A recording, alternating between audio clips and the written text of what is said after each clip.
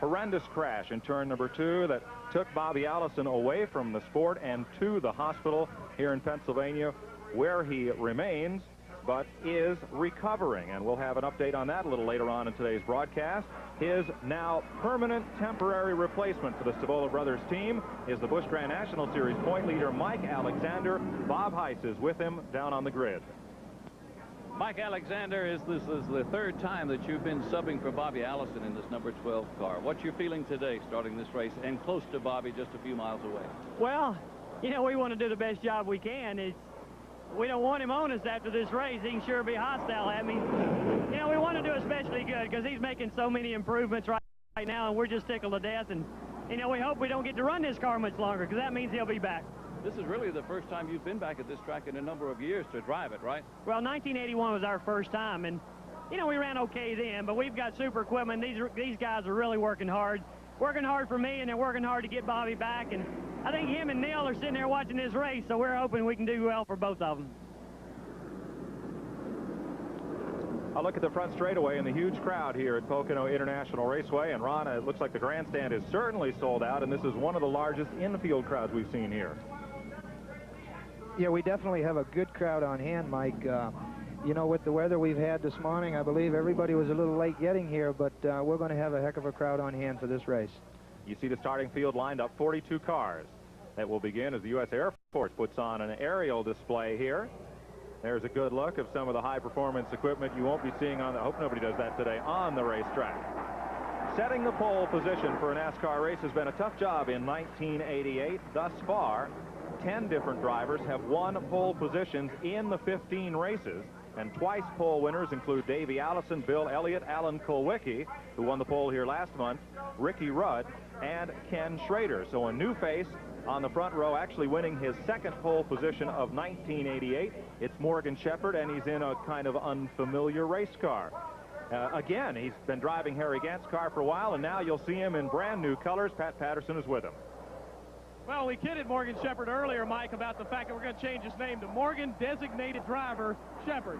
You're in this car as really a result of Neil's accident, but you're on the pole for this race and ready to go at it. Well, I'm just tickled to death to be able to sit in for Neil. You know, I'm tickled that they asked me to do it. And I'd like to say hi to Bobby Allison, that is recuperating over in the hospital. And Bobby, we're all praying for you. We want you to get well.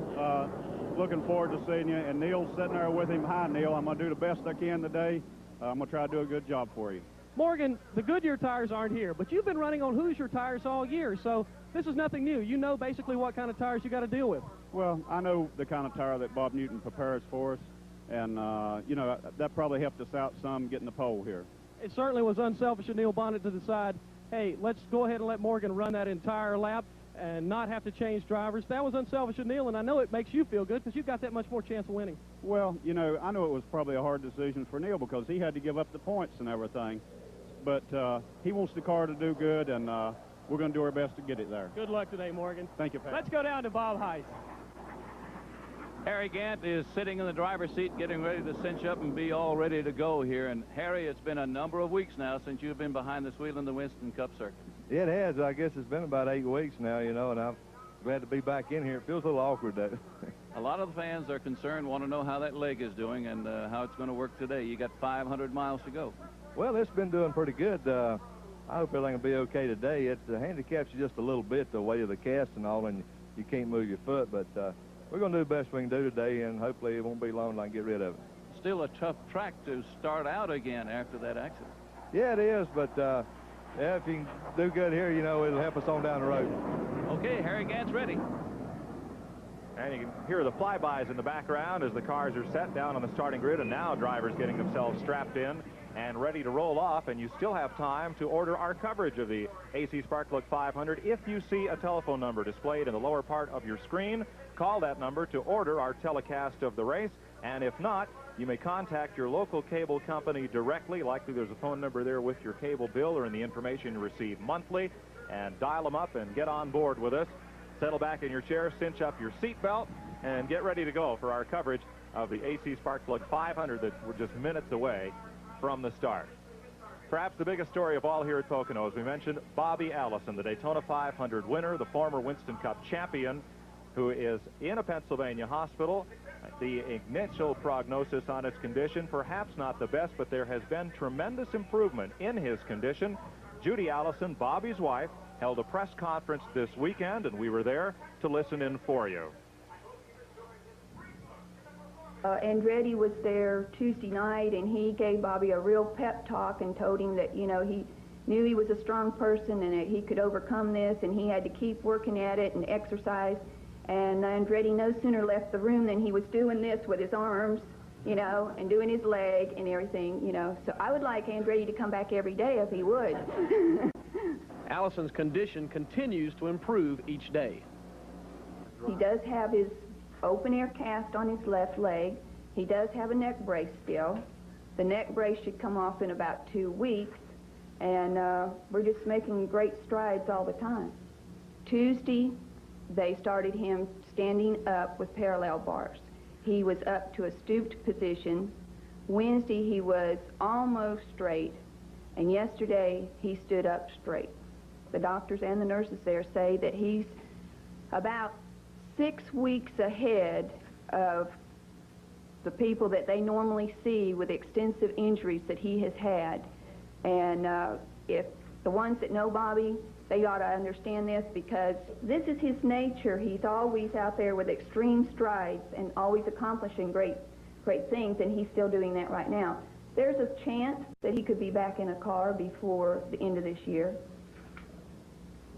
He is a fighter, and certainly if anybody would want to get back in a race car just as soon as is virtually possible, it would have to be Bobby Allison.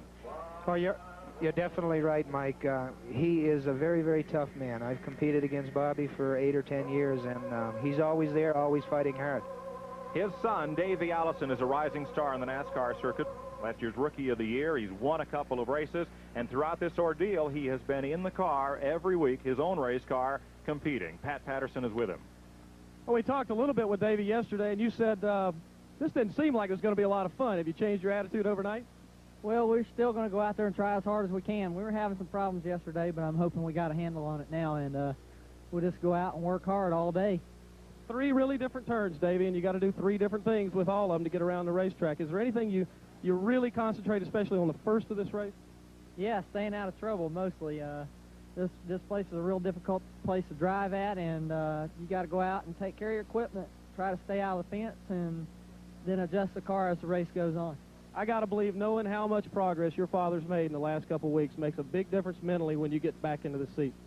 It really does. Last night I had a real good visit with him, and I was really pleased to see the progress that he had made. It had been about 17 days since I had seen him, and he had come a long ways by the time I got there. Well, Davey Allison is just about ready to get this one underway. As are the rest of the 42-car field. There's a look down the front straightaway at the starting grid. All the drivers are strapped in now and ready to go. The NASCAR season to date, 15 races complete, 14 to go. We're just past the midpoint. The Firecracker 400. Rusty Wallace heads up the point parade, taking that lead from Dale Earnhardt, and with 2,272 points.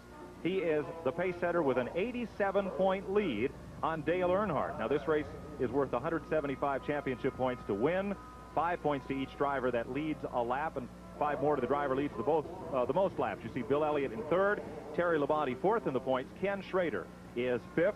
Phil Parsons, the 6th-place driver. Then Jeff Bodine, Darrell Waltrip, Sterling Marlin, and Bobby Hillen round out the top 10. The point leader, and it's a tenuous point lead, though he picked up that $150,000 bonus from R.J. Reynolds and the Winston brand for leading at the halfway point. So Bob Heiss, his pocket is a little fuller right now as he comes to Pocono. That it is. That it is. And Rusty Wallace is here, all ready to go, as you said, and he's starting in the 11th position. Rusty, in June, you had some problems, mainly gas, getting back around on this track, and you had the pit, right? Yeah, that was the biggest problem. I felt we had to race one with 9 laps to go. We had like about a 5-car length lead over Jeff Bodine, and I really thought that him and Mike Waltrip were going to have to pit, and we didn't have a choice. We had to pit. And so we got ourselves in a situation where let's pit first, and when they pit, they'll be behind us, and we'll win the race. Well, we had to pit because there's no way we could have made it, and they made it to the last lap, and they ran out to start-finish line, and they had just enough gas to get it done, and I did, and I finished 3rd. Hopefully we got those problems corrected this time. We'll see how the car runs today. You think you can squeeze a little more mileage out of her this time? Well, I'll think about it more. We've done a lot more work with the mileage program, seeing exactly how much, right to the ounce, how much his fuel cell will pick up in the back of this Kodiak Pontiac. and I think we'll pink every inch of it up. It's just if the cautions fly the right time for us. Starting 11th. It's going to take you a while to get up to the front, but I know you'll be charging up that way. Well, I've started this, really this is the highest I've ever started this darn old racetrack. I've started the 15th, 17th. It doesn't seem to matter where I start. Last time I started 17th and was leading the race by the halfway point and led the rest of the half of it. So I don't really care where I start. Obviously, you want to start up front as close as you can because there's a lot of traffic behind you. It's not as good as some of the cars up front, and the accidents do seem to occur about this point on back, so hopefully I'll stay out of it. Okay, Rusty, thank you very much. Now, let's go to Pat Patterson. Well, thank you. Darrell Waltrip waits on the pit road for the signal to fire the motors. And yesterday, you told me that you were pretty concerned about the tire thing, the fact that you're riding on something that you may have not spent that much time on. Well, we haven't had a lot of practice on the Hoosier tire. You know, it won the race here last time, and we did, in fact, end up racing on this tire here last time. So, a lot of unknowns. The wear factor is a little different than it is on a Goodyear. These tires wear a little quicker. They run about like the Goodyear tires do. So I think it's just something else for us to worry about. You know, we worry about the motor and the handling and everything else, and then we strap on different tires. You're noted for one real important thing, and that is the fact that if you sit with a stopwatch and watch you come by every time, it's real close, especially short tracks. Can you do this here, or does lap traffic really mess you up here as far as trying to keep that consistent times? A lot of that consistency comes with anticipation, anticipating where you're going to catch someone to pass them. You obviously don't want to run into the back of somebody going across the tunnel turn. So a lot of times I'll ease out of the throttle on the straightaway a little to catch that guy after he's made that turn so I can catch him on that short chute across there and make a clean pass. I think that's probably the difference in some of the veteran drivers and some of the less experienced drivers, where they would run in there and maybe get themselves in a bad situation. The more veteran drivers will lay back a little and pass the car where it's safe. Good luck to you today, Darrell. Have a good race. Let's go over to Bob Heiss. And I'm with Bill Elliott, who's on the outside pole, sitting next and ready to go on the front row here. Bill, you've had some success at this track. A couple of years ago, you won both races. You're looking forward to this one today? Well, so far, the car seems to be running pretty good. You know, we've had some good practice laps, but still, you know, 200 laps here, a lot of things can happen. This track is a tough one to drive around because of this different corners. Any particular problems today? No, you know, it's no different in a road course or somewhere else where we run. And, you know, like I said, the thing of it is you just got to be able to handle through all three corners, or an average of whatever you want to do the best. Okay, what's in your mind right now just before you crank up this engine? Just feeling out what's going to happen and getting to the end. Okay, Bill, thank you very much. Good luck to you. And now back to Pat Patterson. Well, the man who sat on the pole here a couple of times did not win the race, had an awfully good shootout with Dale Earnhardt a year ago today. Now, he's in the third qualified position, Alan Kulwicki. And, Alan, in USA Today, they said the third spot is a place to be. Is that what you feel like today? Well, I hope so. You know, every time you win the pole, you're always very pleased to win the pole, and then they come up with some statistic that the guy that wins the pole never wins the race. Well, we didn't win a pole, but we came close and we ran really good. And at this point, I'd really rather have a win, and if third place is the car that usually wins this race, that's where we want to be. Alan, this racetrack is so different, but yet you're so good on it. What combinations make that happen? Well, you know, you've got to have a really good handling car here to get through these turns, and every turn here is a little bit different. It's really finding the best compromise, because what makes your car handle best in one corner usually hurts it a little in another. So it's really getting your car to handle and having a good compromise between all three corners handling. You've got to have a strong engine, too. Well, Alan, good luck to you today. Starting in the third spot, this time maybe it'll be a payoff for him. Alan Kulwicki, who nearly won this race 1 year ago, was leading on the white flag lap. Dale Earnhardt got up and under him and took the race away in turn number 2 of the final lap. And although Kulwicki harbors few ill feelings, he thinks maybe this racetrack kind of owes him one, and he'd sure love to get it back today. A lot of people think he's got a strong shot here. Well, I think he does, Mike. And you go back to that race with Dale Earnhardt. You know, the lap before the end, Earnhardt was leading the race. Kulwicki got by him. They went down over the tunnel, and Alan slipped up just a few feet, and there was enough room for Dale Earnhardt to kind of horse his way through there and hold him off to the checkered flag. We could well see that kind of finish here again today. We are coming up on what is the most exciting moment in all of motorsports, and talked to a fellow yesterday who has been seeing this happen for the last 20 or so years. His name is Harold Kinder. He has his own fan club. He's the chief starter for the National Association of Stock Car Auto Racing. He's seen cars come past his starter stand on their wheels, on their roof, and on their side. But for a long, long time that he has done this, he's probably seen nothing more exciting in his entire life than when those cars fly past him. There's a look at Harold as he's lined up. And we talked to him yesterday as there's nothing like the start of the race. And Harold Kinder, the man with the flag, tells us why. Well, Mike, I guess it's of the 20 years that I've been flagging races, that's one of the highlights of the racing career for me. Is when they come down to straightaway and I'm getting ready to pop the green flag on them, the adrenaline really flows. That's one of the greatest excitements of the whole race to me.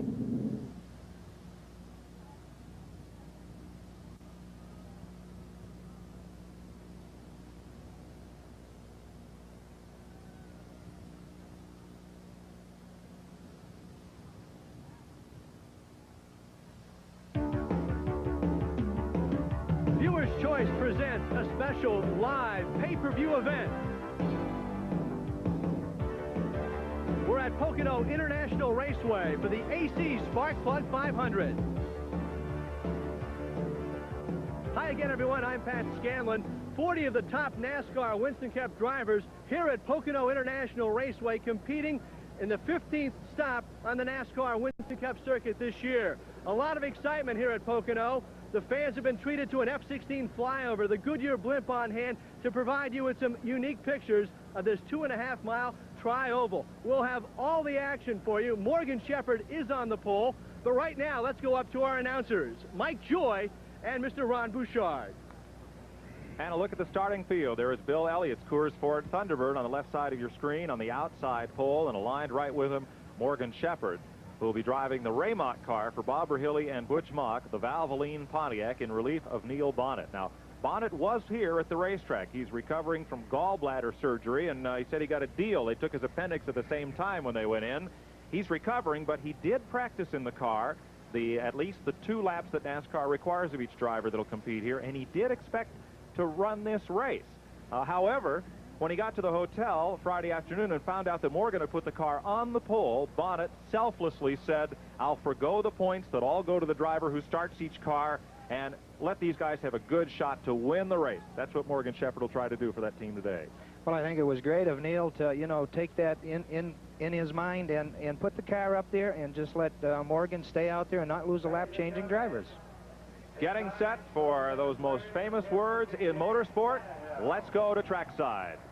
Gentlemen, start your engine.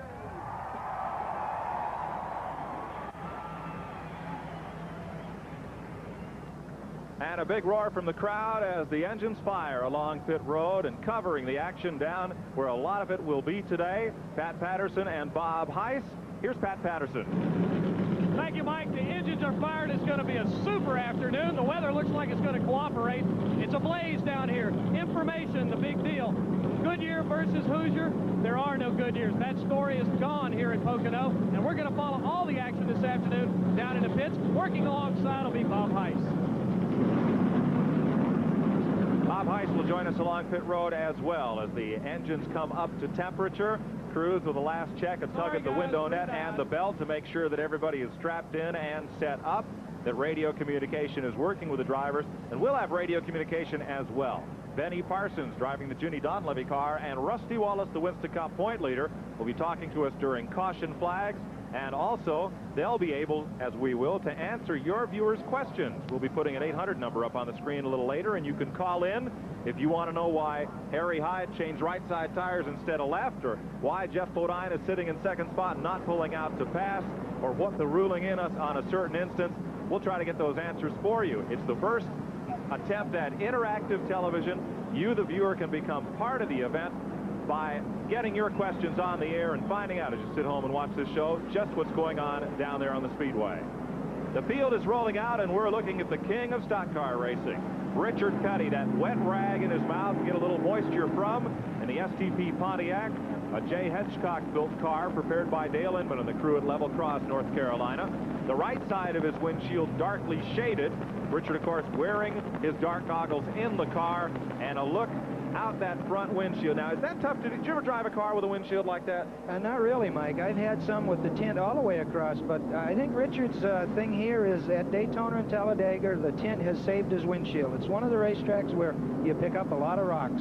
At this racetrack, you have the same problem because everybody tries to run down as close to the grass as they can. And all this does is hold the windshield together in the race car. Now, more importantly, even on the street, instead of looking at the car directly in front of you, you'll look through that car's back window and windshield to find out what's going on up ahead of you. The same is true in racing. That dark windshield must make it tough on the drivers behind him. Well, it might hurt the driver behind him. You know, when you might have a wreck coming up ahead of you, there's a lot of times you look through that race car to see what might be going on in front of that race car that's dead ahead of you. On the pace lap, we're watching the field come past. They're in the Long Pond straightaway, some 3,000 feet. Let's take a look at the starting lineup for today's AC Delco 500. On the pole, Morgan Shepherd, the Valvoline Pontiac, and Bill Elliott in the Coors Ford Thunderbird. In row number 2, starting on the inside, there's Alan Kulwicki. He's in the Xerox Winter Ford, and Ken Schrader in the Folgers Exxon Chevrolet. Going 5th, last month's winner here, the Levi Garrett Exxon Chevy for Jeff Bodine. Mark Martin from Arkansas in the Strolite Ford Thunderbird. Row number 4, good qualifying run for Jeff's younger brother, Brett Bodine, in the Budmore Crisco Motorcraft Ford. And Sterling Marlin, who's come so close to a win this year, the Piedmont Airlines Oldsmobile prepared by Jake Elder. In row number 5, Dale Earnhardt, the Winston Cup champion in the GM Goodwrench Chevrolet, and Darrell Waltrip, winner at Charlotte in the Tide Exxon Chevy. In row 6 is the point leader, Rusty Wallace, in the Kodiak Mobile Pontiac, and Davey Allison in his Haviland Star Thunderbird. Row number 7, the Kodak Films Oldsmobile for Rick Wilson, and the Digman Racing Pontiac, that's New York State's Greg Sachs. In the 8th row is the STP Pontiac of Richard Petty, and Lake Speed in the Wins Kmart Oldsmobile. Row number 9, Terry Labonte, who had to qualify on the second day in his Budweiser Chevrolet, and with him in row 9, Mike Alexander, who is substituting for Bobby Allison in the Miller Buick. In row 10, it'll be Derek Cope, and he's lined up with Kyle Petty. They're both in Ford Thunderbirds. Back in row 11, Dale Jarrett in an Oldsmobile, and Rodney Combs in a Buick. In the 12th row, Harry Gant returns to Winston Cup Racing, and Mike Waltrip, who was second here last month. Row 13 has Ricky Rudd's Buick, along with the Buick of Bobby Hillen Jr. from Texas. Eddie Verswell, he's in an Oldsmobile, and so is Joe Ruttman.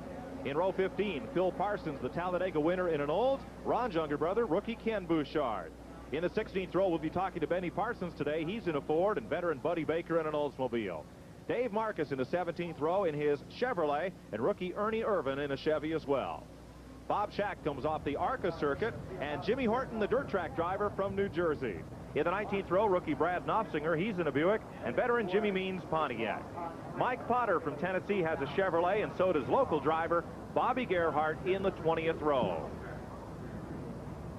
The Oldsmobile safety car leading them around, and our 800 number will be up on the screen so you can call in and ask your questions as the day goes on and be part of our program. Here's the number, 1-800-VIEWER-5. We'll pass your questions along the pit line or wherever necessary. Try to get you the answer for what's going on today as we look out the windshield and see what Richard Petty will see as he comes down that Long Pond straightaway to the tunnel turn, turn number 2. By the way, this is a free call, and call now if you wish, or jot down the number later on in the race if there's something you want to know. This is a television first.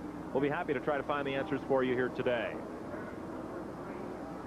On the short straightaway, coming out of turn number 2, 75, Morgan Shepherd. He's the pole sitter. It's his second Busch pole position of 1988.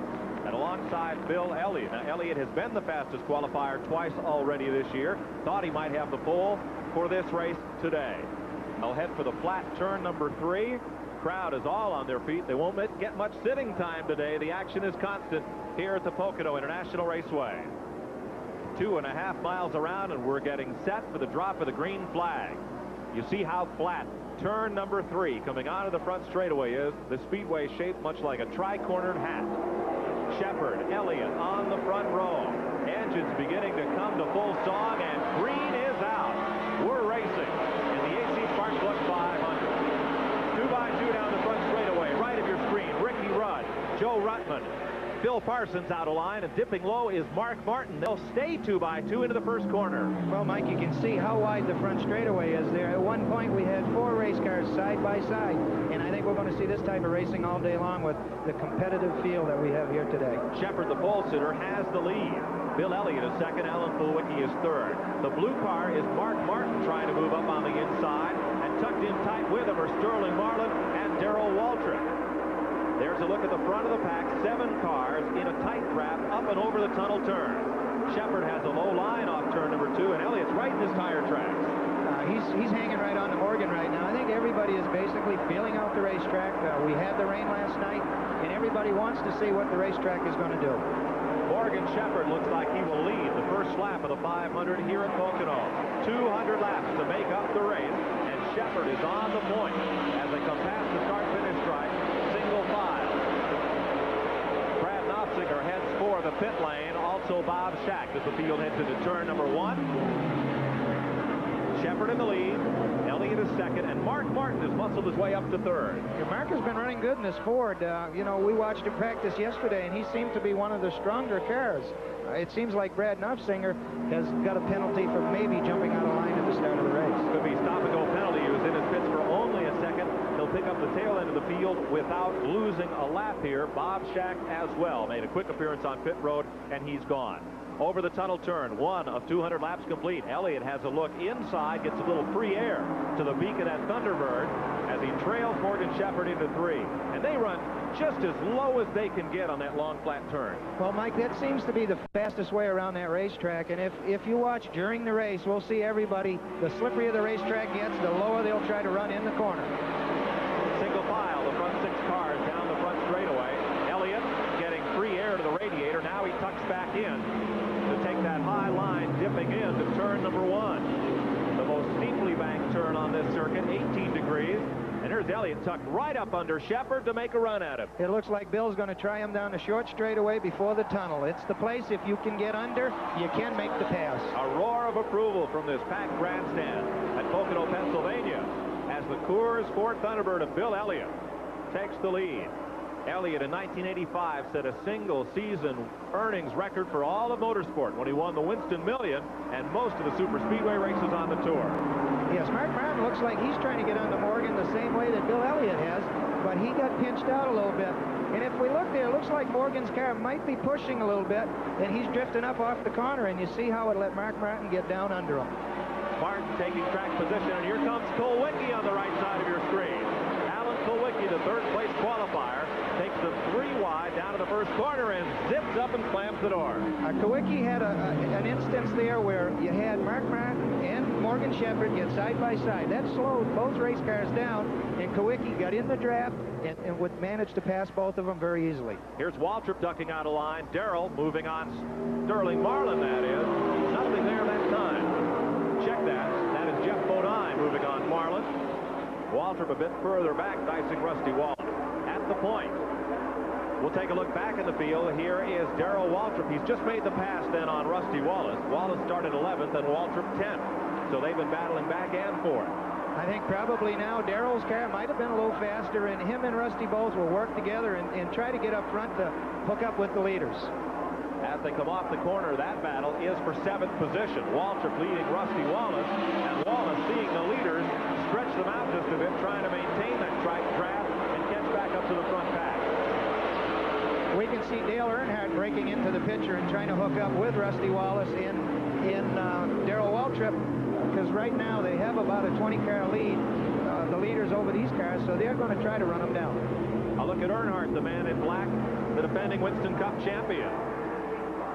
Left side of your screen is Waltrip, Wallace, the meat in that sandwich, and then Earnhardt. The race now for second as they go up and over the tunnel turn. Mark Martin takes the second spot away from Kulwicki. He's strong at that tunnel. He is. Yesterday we watched Mark practice, and his car seemed to be working well in the corner and very strong down the straightaway. To turn number 3, the flat corner that leads onto this 3,700-foot front straightaway. And it's a tight battle behind race leader Bill Elliott. Elliott all alone at the front. Alan Kulwicki battling with Morgan Shepard, 3rd and 4th place cars. Back behind them, Sterling Marlin, Jeff Bodine. Rusty Wallace has repassed Darrell Waltrip. Then it's Dale Earnhardt, Richard Petty, and Rick Wilson to the tail end of the top 10. A look out the front of the STP Pontiac with Richard Petty way low on the racetrack and facing that 3,000-foot straightaway to turn number 2. Yes, Richard runs very low. His race car in this last race about a month ago, he was probably one of the better cars in the turns. Alan Kulwicki gives up the 3rd spot. Morgan Shepherd will take it back. 2 leaders in these opening laps. Morgan Shepherd, the first circuit, and Bill Elliott went out in front. Bob Shack, the ARCA driver, back on pit road as we watch Sterling Marlin try to hold off Jeff Bodine. This would be to break into the top 5, and Wallace is there. He has caught that pack, and he gets under Bodine. Yeah, Jeff slipped up a little bit. He got upside of Sterling there, and the racetrack is still very slippery, and he managed to move him out just a little bit, and Rusty made a pass on Jeff. This is the kind of action you'll see all afternoon without commercial interruption. Battle at the front of the pack here. Morgan Shepherd out ahead of Alan Kulwicki and Sterling Marlin, and now Bodine has a mirror full of Darrell Waltrip. Rusty Wallace has passed Bodine while Bodine was working on Sterling Marlin. I think it's a little bit early in the race yet, Mike. I think everybody is basically trying to settle in, feel their cars out. I think after the first pit stop, then we'll see probably what everybody has, other than Bill Elliott. He has managed to move away from the field and seems to be very strong like he usually is at Pocono. 6th place car, Rusty Wallace, 27th. Here's your race leader. And Bill Elliott has opened up a sizable advantage on Mark Martin, the 2nd place car. Look at the interval as Elliott comes past. Long look down the front straightaway from our turn 1 camera. Mark Martin, good separation back to 3rd place. Morgan Shepherd. Alan Kulwicki remains the 4th place car. In 5th was Sterling Marlin, and 6th, Rusty Wallace. 1st to 2nd place. And just Elliott continues to try to check out. Now here is Rusty Wallace, and he'll try to make that move on Sterling Marlin's Oldsmobile. Rusty looks very strong. He's been moving himself up one at a time. We can notice he's left Darrell behind him, and now he's trying to work on Sterling to get that spot. Marlin started 8th. Wallace started in the 11th position, and they both gained a lot of spots here. Sterling Marlin, car number 44, perhaps the best crew chief in the business, Jake Elder. Well, I think you're right, Mike. I had Jake when he was a crew chief on the Race Hill Farm Race team when I drove for him, and bar none, I think he was the best I ever had. He did an excellent job, and Jake is one of the guys that can figure what the racetrack is going to do, adjust the race car to it. Marlin, though, gives up the spot to Rusty Wallace, so Wallace moves to 5th, right behind the number 7 Ford of Alan Kulwicki. 6th is Marlin, 7th is Darrell Waltrip, and Richard Petty has moved up to 8th. Richard started back in 15th. Richard has moved up through the field, and as we see when he was on just a minute ago, that he was able to run right on the bottom of the racetrack, and if his race car will stay like that, Richard will be tough today. These are the cars he may be catching momentarily. Alan Kulwicki, the 4th place car. Number 7, Rusty Wallace in the 5th spot. Wallace, who started 10th, now running in 5th behind Kulwicki, who started on the 2nd row. Ford versus Pontiac. Wallace dipping low, but Kulwicki he's going to have to go to the grass to get him on the inside. Rusty's going to have to put 2 in the grass and get by, but he's getting under Alan, and he has him now. Rusty's working very well, and he's going to move to the front of the field. In the front straightaway, now look, Kulwicki has the engine, and it looks like he's going to pull Rusty Wallace. Kulwicki also has Sterling Marlin in a tight draft. Nope, can't do it. Can't get back by. Rusty had the position going into 1, and he made the pass. 9 laps complete of 200 will run here today. Here's Richard Petty, the 8th place car. He's at the tail end of that pack.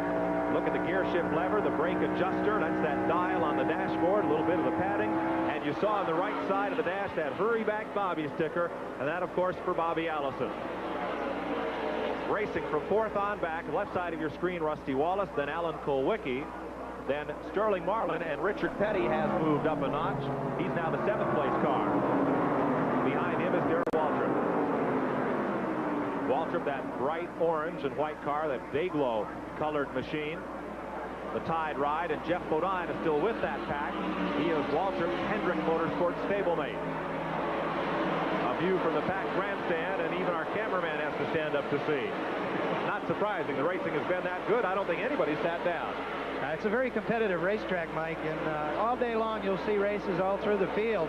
Not everybody will be running for the lead, but everybody in the field will be racing as hard as they can, and there's plenty of room on this racetrack to do just that. At 6th position, Richard Petty moves up alongside. That is Sterling Marlin he's racing with. Now Marlin, probably not too concerned. He's gained a few spots now. He's losing a few, dropping back, perhaps trying to see what the car has, and I'm sure, ooh, Richard, little loose there. Coming off the tunnel turn, had to toss and catch it. Well, Richard never minds a loose race car. I've seen him many times drive him sideways, and you know, Richard's car looks very well now. Sterling seems to be a little bit of a push in the turns. As you can see, he runs up off the bottom of the racetrack, but I'm sure Jake Elder can make an adjustment on the first stop and get him back up there. Little action in the back of the pack as they pass beneath the flag standers. Waltrip dipping out of line.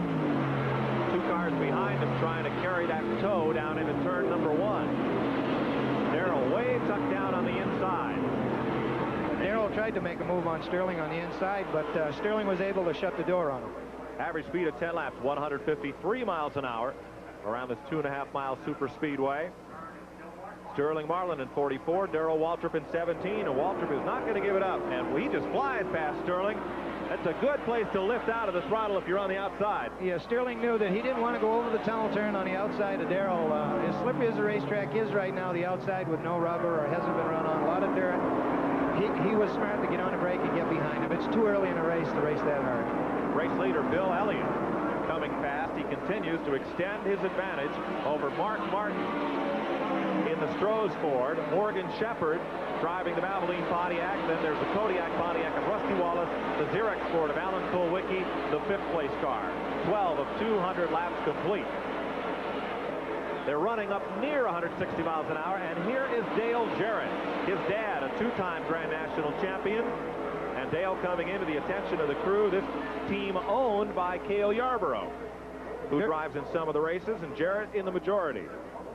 They have really swapped off where Cale runs about 10 races and Dale will run the rest of them, and it seems like they have a serious problem here, Mike. They've got the hood open, and they're looking at something. Tough break for Dale Jarrett. We're back with the leader as Jarrett's car continues to sit on pit road, and Dale Jarrett may become the first retiree from this event. It seems like Mark Martin has stayed at about the same interval as it has been for the last 5 laps. And Morgan Shepherd has stayed about the same. They have seemed to move away from the field just a little bit. But look at this battle behind them. Rusty Wallace moves over on Kulwicki to hold on to this 4th spot. Richard Petty is 6th. Waltrip is the 7th place car. Blake Speed has now moved up in the top 10. He's moved up to 8th. That kicks Darrell Waltrip, or kicks rather Sterling Marlin back to 9th, and now Ken Schrader is the 10th place car. So the race we're watching at 4th position now, with Wallace, Kulwicki, and Richard Petty. You folks that are waiting for the first commercial break to go to the refrigerator for a cold one, you can go now, because there are no commercial breaks in our flag-to-flag coverage of the AC SparkPlug 500, coming to you live from Pocono, Pennsylvania, and we have caution coming out on the speedway. So the leaders will come around and race to the flag as we're under the first caution of the day here at lap number 13, and everybody is dashing onto pit road. Bill Elliott, the race leader, Mark Martin, Morgan Shepherd, the entire top 15 are in the pits. Bill Elliott getting service from brothers Ernie, Dan, and the rest of the Coors crew. Boy, here, talk about a traffic jam. How'd you like to be caught in this one? Mike, believe it or not, everybody has gone down pit road. I don't believe I've seen a race car go by yet to the caution flag. Not even Dave Marcus, who usually tries to stay out on the first caution and lead a lap for those 5 Winston Cup bonus points. Good stop for Elliott, and like most of the teams up and down the pit lane, they will change all 4 tires. Why? Well, I think this is the opportunity, Mike. On a caution, you like to change 4 tires because you can keep the stagger right between the front and the rear of the race car. This was an opportunity to get in, change all 4 tires, and maybe make a chassis adjustment. A look at the Wood brothers. Leonard Wood, more than 20 years changing that front tire on Kyle Petty's car, and he tries to get out, and he's a little bit blocked in. Kyle got jammed up in the pits there. Everybody got so close together, he couldn't swing out and get into line. He had to back up. He lost a few spots there. Balance of the field coming off the pit lane, and there are tires lined up all up and down pit road. Everyone got 4 fresh ones. Now, some of these teams have been running the majority of the season on the Goodyear tires. Today, everyone is on Hoosiers, and that's Greg Sack's car, the Long Island driver racing for a Florida team that is having an extended stay along pit road, and finally he's away. Look up at the top sections of the grandstand of the VIP suites, and look who's out pit road first. Pole sitter Morgan Shepherd. Richard Petty is second. Alan Kulwicki is third. Fourth is Bill Elliott. And fifth, and a team that's really pumped up for this race, Mike Waltrip. You know, Mike had a very good run in the first race here, and I'm sure that he feels this racetrack might owe him one. Hopefully he can stay up front all day in the Country Time Pontiac. So he, the second place car here a month ago, Mike Waltrip, way up there among the leaders. That's that bright yellow car, the Country Time Lemonade Pontiac. A look in the Elliott pit as Dan Elliott makes some notes on the result of that pit stop, and Davey Allison comes to pit road with 1 lap to go before we go back to green. Here is Bill Elliott in line just there ahead of Mike Waltrip's Pontiac. So Elliott went into the pits first and came out fourth. Now Davey Allison is back on pit road, and they're putting right side tires again. So perhaps on that, nope, they're going all the way around. That's Robert Yates, the team manager with the Jack. Davey probably felt he had a tire out of balance or maybe an equalized tire. This was the time to come back in, put 4 more on, and make sure they feel right. So getting set with 1 lap to go before we go back under the green flag. And Davey Allison will rejoin the field without losing anything but track position. The field is still slow up in turn number 2. Jimmy Means making a second stop, and then he will rejoin the pack. As there you see the race leaders set and ready to go. Morgan Shepherd in a Pontiac. Richard Petty's Pontiac, the Ford of Alan Kulwicki. Bill Elliott came in the pits first, came out fourth. Mark Martin came on pit road second. He was the 7th guy out, and there's Morgan Shepherd, 3rd guy in, 1st guy out. So that's an attaboy to Bob Rahilly, Butch Mock, and the Ray Mock Valvoline crew. Very true, Mike. You can see here, and a lot of times on a pit stop like that, if they've lost 2 or 3 spots, they might have had to go into the car to make an adjustment, turn a jack bolt to change some wedge to make the race car feel different for the driver, and that's probably what happened in the first 3 spots there. Debris in turn number 1 off one of the race cars was the reason for this first caution of the day. It comes out on lap number 13, and it'll be a 4-lap caution. It puts Morgan Shepherd back in front in a race that has seen only 2 leaders thus far. Shepherd, the pole sitter, and Bill Elliott in the 4. Harold Kinder puts the field back under green, and the land rushes. Oh, my God! 12 cars wide. They come down the front straightaway. Mark Martin appeared to miss a shift, and that looks like Ken Schrader on the right side of the screen. And it's Rusty Wallace. Smoke pouring from the back of the Kodiak Pontiac. And the Winston Cup point leader may see his 80-point margin go away. Tire smoke or otherwise? I believe it looks like engine smoke, Mike, the way it's coming off the back of the race car. Hopefully it's nothing serious. He's going to try to get back into the pit here now. So Wallace down on the apron inside of the racetrack. What a blow to the man who hopes to win his first Winston Cup national driving title this year. At the front of the pack, the big roar from the crowd as Bill Elliott gets shuffled back by Jeff Bodine. Ken Schrader in car number 25 was on the right of your screen during that jam session on the start, and did he make a move? He did. He dropped to the bottom of the racetrack, and he must have passed 15 cars coming along here for the green flag. Richard Petty up front, and the crowd roars its approval as the man who's won 200 times on this circuit and led a good part of the race, now at the front of the pack, 2nd place in the race behind Morgan Shepherd. Ken Schrader tries him on the inside, and that'll dust Richard back to 3rd. It looks like Richard's going to move back a couple of spots there. He got up off the bottom of the racetrack, and 2 of them, Jeff Bodine and Ken Schrader, have got by, and now Bill Elliott pulling up on the inside, too. So the pack shuffles down the back straightaway. Richard Petty up front, being pushed back to 4th spot, and he will get credit for leading that lap. He had overtaken Morgan Shepherd. So now it is Schrader's turn at the point, the Daytona 500 pole sitter. And coming up at him, your old nemesis, Jeff Bodine. Bodine has made a move to the inside and has gone right by Schrader. Nice say nemesis. Bouchard Bodine spent a lot of years on the open wheel NASCAR modified circuit, trading paint and wheel marks and tire marks and victories and second place finishes up and down the modified circuit. So Bodine, who considers Pocono one of his two home tracks, the other being Watkins Glen, New York, now has his stablemate Ken Schrader on the inside, and Elliott trying to poke the nose of that Thunderbird in. Schrader drafted by Jeff again, and as you see there, as they were coming down to straightaway, Jeff tried to squeeze him off a little bit, but Schrader held it in there and has made the pass, I believe, here. Schrader looking for the lead. Look at the pile up behind him. Elliott, Petty, Darrell Waltrip there in a very tight pack as they head for the tunnel turn, and that'll shuffle them out. It is Schrader up and over the tunnel. Elliott glued there. Bodine in car number 5, Petty in 43, Waltrip in 17. That's your front 5. In that draft, there are perhaps a dozen cars. Terry Labonte has moved up to 6, and Rusty Wallace, the point leader, has taken his Kodiak Pontiac all the way to the garage area. Let's check with Bob Heiss. We're with Rusty Wallace in the garage area. He came in, and Barry Dotson, the crew chief, tells me they have transmission problems, and they're working feverishly under the car, as you can see. They're probably going to have to pull it and see if they can get a new gear in there. What a blow to Wallace's championship hopes, as his 87-point margin can certainly disappear today, even if he gets back on the track and finishes this race. Well, it's definitely going to hurt him, Mike, and it's funny, we talked to Rusty yesterday, and he commented, and maybe it was a bad omen, but he commented how that Pontiac has never broke down yet this year. In this race here, he's had a transmission problem. Tough break for Rusty Wallace. We rejoin the front of the field. Ken Schrader getting passed by Bill Elliott. And here comes Bodine. Elliott opened the door, and Jeff is going to try to put his foot right in it. Bill has pried Ken to the outside of the racetrack, and here comes Bodine. He's got the bottom, and he's going to get by him, too. So Jeff Bodine, the winner here last month, and Bill Elliott overtaking the number 25 car of Ken Schrader. Elliott goes back to the point. Let's go to pit road and Pat Patterson. Down on the pit road, Dan Elliott. These guys are racing like there's no tomorrow out there.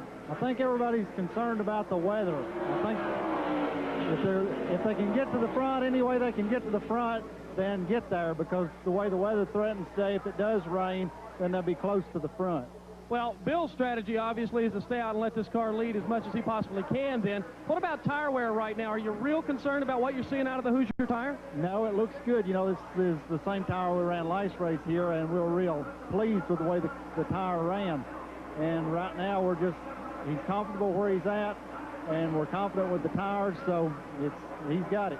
Number 9 up front, the early portions of this race. That he is, and behind him, the picture of this race is changing. Ken Schrader, the second place car, but Darrell Waltrip has found some new speed. Yes, Jeff Bodine has got shoveled back to about 5th or 6th spot, and it was just a matter in traffic being in the wrong place at the wrong time. We had a look at Rusty Wallace's car. Let's talk to the man that went into this race leading the Winston Cup point standings with Bob Heiss. Rusty is out of the car right now. Rusty, you're going to stay out, or are you going to be able to get back in? No, we're going back in. We broke a transmission on a race start.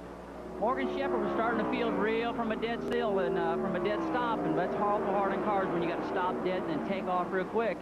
And I had it in second gear, and I just picked the throttle up, and it just broke the transmission out from underneath it. So, you know, we had a little problem with the transmission earlier in the week, and we put a new shifter on it, and that seemed to cure the problem, but I guess it might have been internal. The boys can put another transmission, and right now we're going to go out there and run hard and try to get as many points as we can right now. Okay, Rusty's going to try to get back in it. Well, they're racing here at Pocono. They're racing as if every lap was the last one.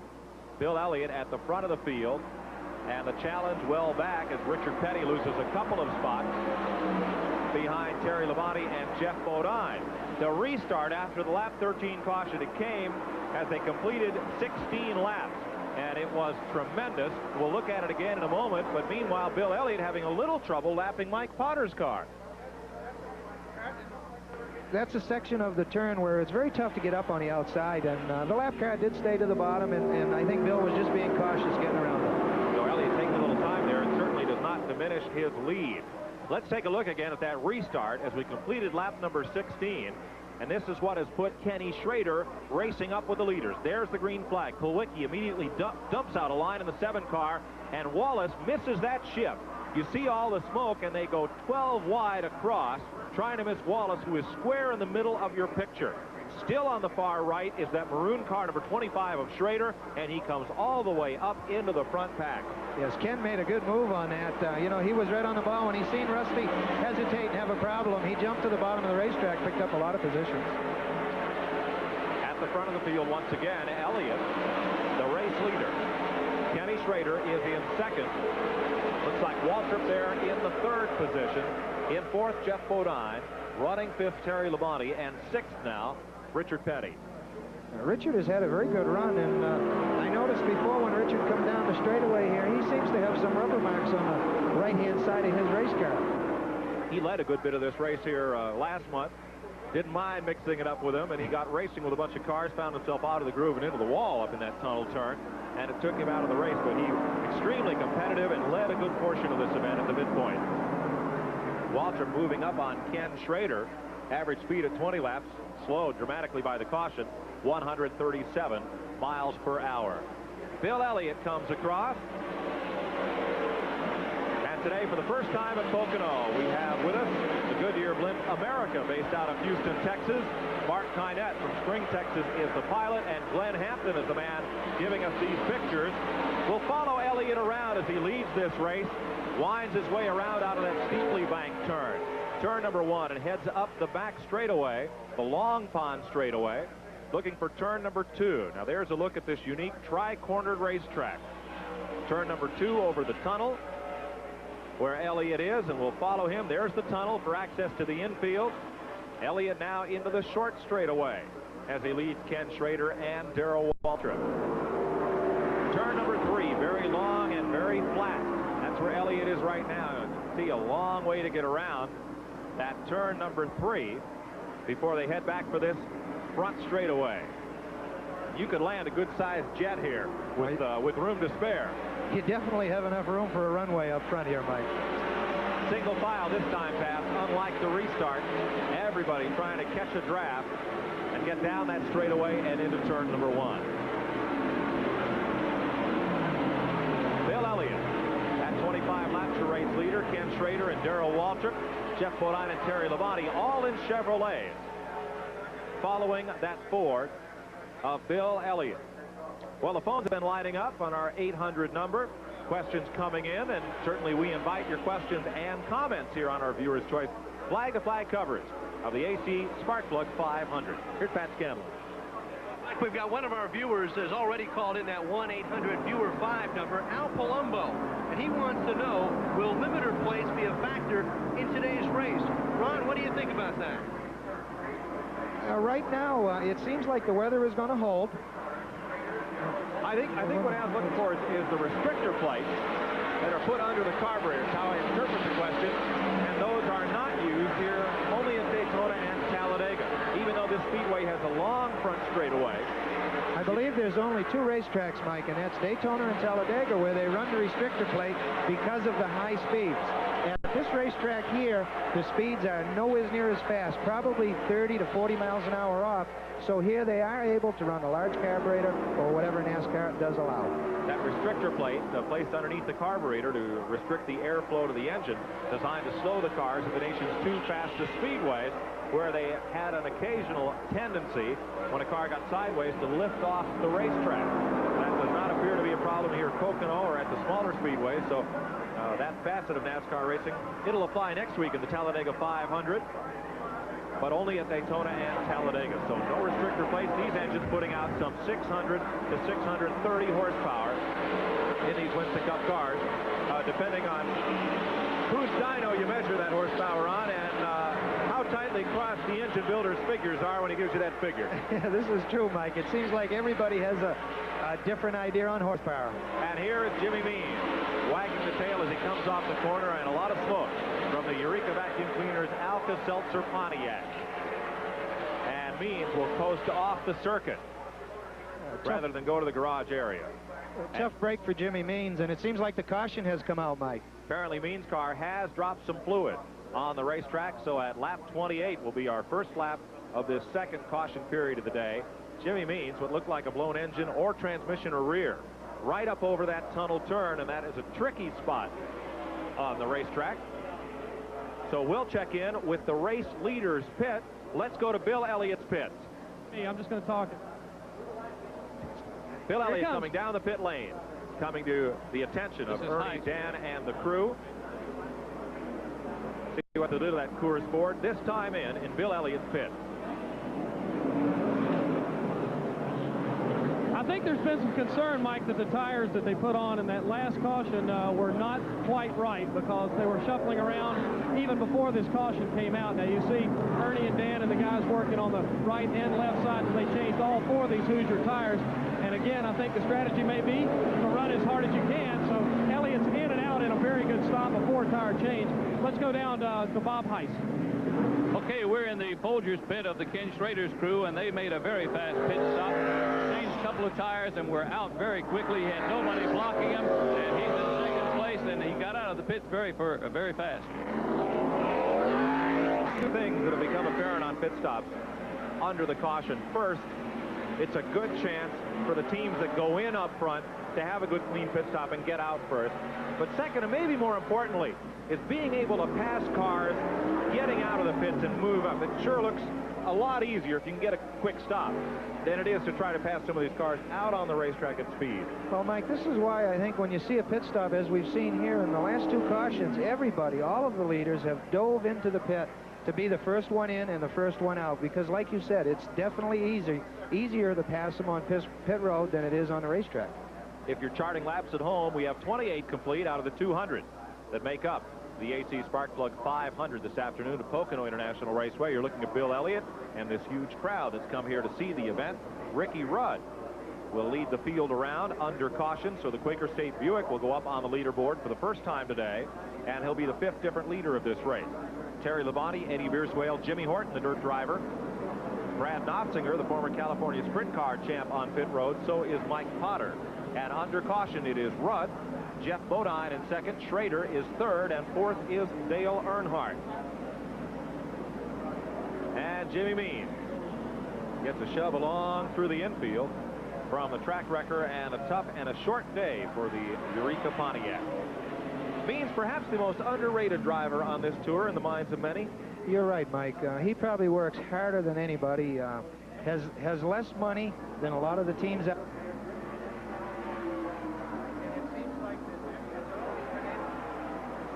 Here's a look coming up on our summer event card for 1988, the IBF Middleweight Championship. Frank Tate against Michael, second to none, and you'll see that live July 28th right here on your viewer's choice, 9 p.m. Eastern Daylight Time. Tate boxes out of Houston, Texas. He began his career at Detroit's famous Croc Gym, home of Tommy the Hitman Hearns. He's an Olympic gold medalist. Won the IBF title October 10th, 1987 against Michael Olajide, and he'll be up against Frank Tate, boxing out of, or rather not out of North Hollywood, California. Both boxers are undefeated. So mark the date down, July 28th. It will be live. You'll see it here on Viewer's Choice. Hope you'll be with us for that one as part of our summer of sports, racing, boxing, and wrestling on your Viewer's Choice. Let's go down to Bob Heiss. He's on pit road, and we'll talk tires. Harry Hyde, Ken Schrader's crew chief, is with me right now. And Harry, you were checking those tires awfully closely a few minutes ago. Are they running hot today? Bob, they're not running hot, but there's a tremendous amount of wear on them. The first time we pitted was 14 laps, and we were a little over half gone, so it was going to run real close to run a full pit stop of about 32 to 35 laps. So we're changing tires pretty quick now because we're hoping the tire wear will get better as soon as the track gets a little slicker. Right now it's real tight because of all the rain. Is that why the decision most teams went to change 4 tires on that first caution? Yeah, because they knew the wear was going to be pretty tough, and now it looks like it got a little better on the second stop. That is Harry Hyde, the veteran team manager for Ken Schrader. He's the man who brought Tim Richmond to stardom behind the wheel of this Folger Chevrolet. Benny Parsons drove it last year. Dennis Conner, the crew chief, Hyde, the team manager. And behind the safety car, there is that Folgers car. He's in second place behind Jeff Bodine of the Levi Garrett Chevrolet. With more on tires, Pat Patterson. Well, Mike, we noticed on this last stop that the 75 car, the 9 car, took on 4 tires. Jeff Bodine, however, didn't take on any tires, but I think there is a lot of concern, and everybody in the tire business and each one of these teams has a specialist is right now paying a lot of attention to the wear they're getting. Now remember, each driver took on 4 tires on the first caution flag of the day. So perhaps on this stop, the strategy from Waddell Wilson, Bodine's crew chief, don't get tires, but as we were just talking about, Ron, get that car back on the racetrack and get track position. Well, this is right, Mike. If you pit, you get up to the back of the pack again and you have problems getting up through the traffic. Jeff has decided the tires might feel good on his race car right now, and he's going to stay out there and take a gamble on gas that will get another caution. Look at the VIPs, and here's some of the fans on hand for this AC SparkPlug 500. At Pocono, Pennsylvania, 30 laps are complete. Average speed slowed to 133 miles an hour by the 2 caution flags. The first on lap 13, debris in the back straightaway.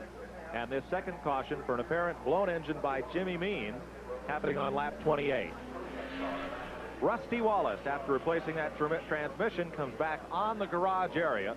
We'll get an update from scoring on how many laps he has lost replacing that transmission. But Ron, quick change, and the 2 caution flags certainly have helped him. That was a very quick change on a transmission, but as you know, Barry and the Kodiak crew, they do an excellent job, and I'm sure that at least 15 of them were under there putting another transmission in that Pontiac. Standings under the caution: Jeff Bodine, Kenny Schrader, Dale Earnhardt, veterans all, and then a young fellow you know well, brother Ken Bouchard, and Darrell Waltrip in 5th. Kenny running in 4th, and he's had good outings at this racetrack. His first visit here, not a happy one. No, the first time he ran this racetrack, Mike, it's very difficult qualifying. You get out there, they change the race car a little bit, and you're trying to make it go as fast as you can. And Kenny went over the tunnel, lost the back end, and bounced it into the wall. So that was a very bad situation. But since then, he's come back, and he's really run very good today here. Again, a look at the pit stop summary, and again, Bill Elliott coming into the pits first, but coming out a little further back in the pack. One more lap. That's the sign from Harold Kinder. We'll go back to green. Here's Pat Patterson. Well, Mike, as I told you, every team has a tire specialist. Mike Thomas is the specialist here for Bill Elliott. Were you happy with the temperatures, and what were they on the rights and lefts? We're pretty satisfied with them right now. The right side's running about 250, 260, and the left side's 230. We just mainly change tires, keep an eye on them, get them cooled back off, and get a little rubber on the racetrack, see how the car's going to work then. Well, you know, we talked a little bit about rain and the fact that we've got a lot of humidity in the air. How much difference does that make in the tire temperatures they're seeing right now with this cloud cover? Well, the rain cleaned the track off and made it real green, and it makes it pretty rough on the tires to start with. But now with the cloud cover, it really doesn't make any difference. It keeps the track cooler. It may help some. So the temperatures you got at this point are not that big of a concern? No, no concern at all. Okay, so that's a story from Bill Elliott's pit. A look from the Goodyear blimp, America, courtesy of the Goodyear Tire and Rubber Company, floating overhead here at Pocono International Raceway, and the cloud cover is lifting, so that blimp can get a little more altitude, give us a good overview. There's a huge infield crowd here at Pocono, and a look at this unique racetrack. Don't forget our toll-free number where you can call in and ask your questions if you want to know why Jeff Bodine didn't get those tires or anything about today's AC SparkPlug 500. This is interactive television, and give us a call. We'll get your question on the air and find an answer for you. You're looking from the Long Pond straightaway across the infield at turn number 3, that long flat corner that the cars wind through. They are single file, but for the cars that are a lap or more down. Just one car there to the inside. Everyone else on the lead lap as we come back to speed. You're watching from the Goodyear blimp. Green flag is out. That's Dale Jarrett down to the inside as the field thunders past and races off towards turn number 1. Very different from that first restart we saw, and one car well out in front of the pack through turn number 1.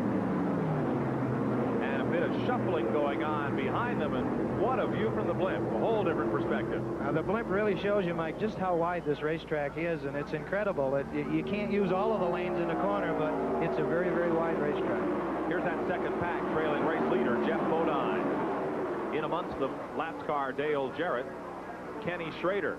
Right now, the second place car, Dale Earnhardt, up there among those race leaders. Now here's the second straightaway. Coming to turn number 3. That long flat corner, you see just how much time the cars spend in that corner. Only now do they start to drift out toward the outside wall and the front straightaway. Jeff Bodine leads them across. Ken Schrader is second. Darrell Waltrip third. Mark Martin is fourth. Kyle Petty is up to 5th. In the 6th spot is Bill Elliott. At 7th, Davey Allison. A complete shuffling around of the order, but for those front 2 cars. Well, Jeff was able to get a good jump on the restart, Mike, and he's out there probably 10 or 15 car lengths, and he has a very comfortable lead right now. In the garage area, Bob Schacht, Jimmy Means, and also trouble on the Eddie Bierswell car. Jimmy Means will join them there out of the race. Bill Elliott battling Kyle Petty in fours, running in the top 10. That's the race for 5th position.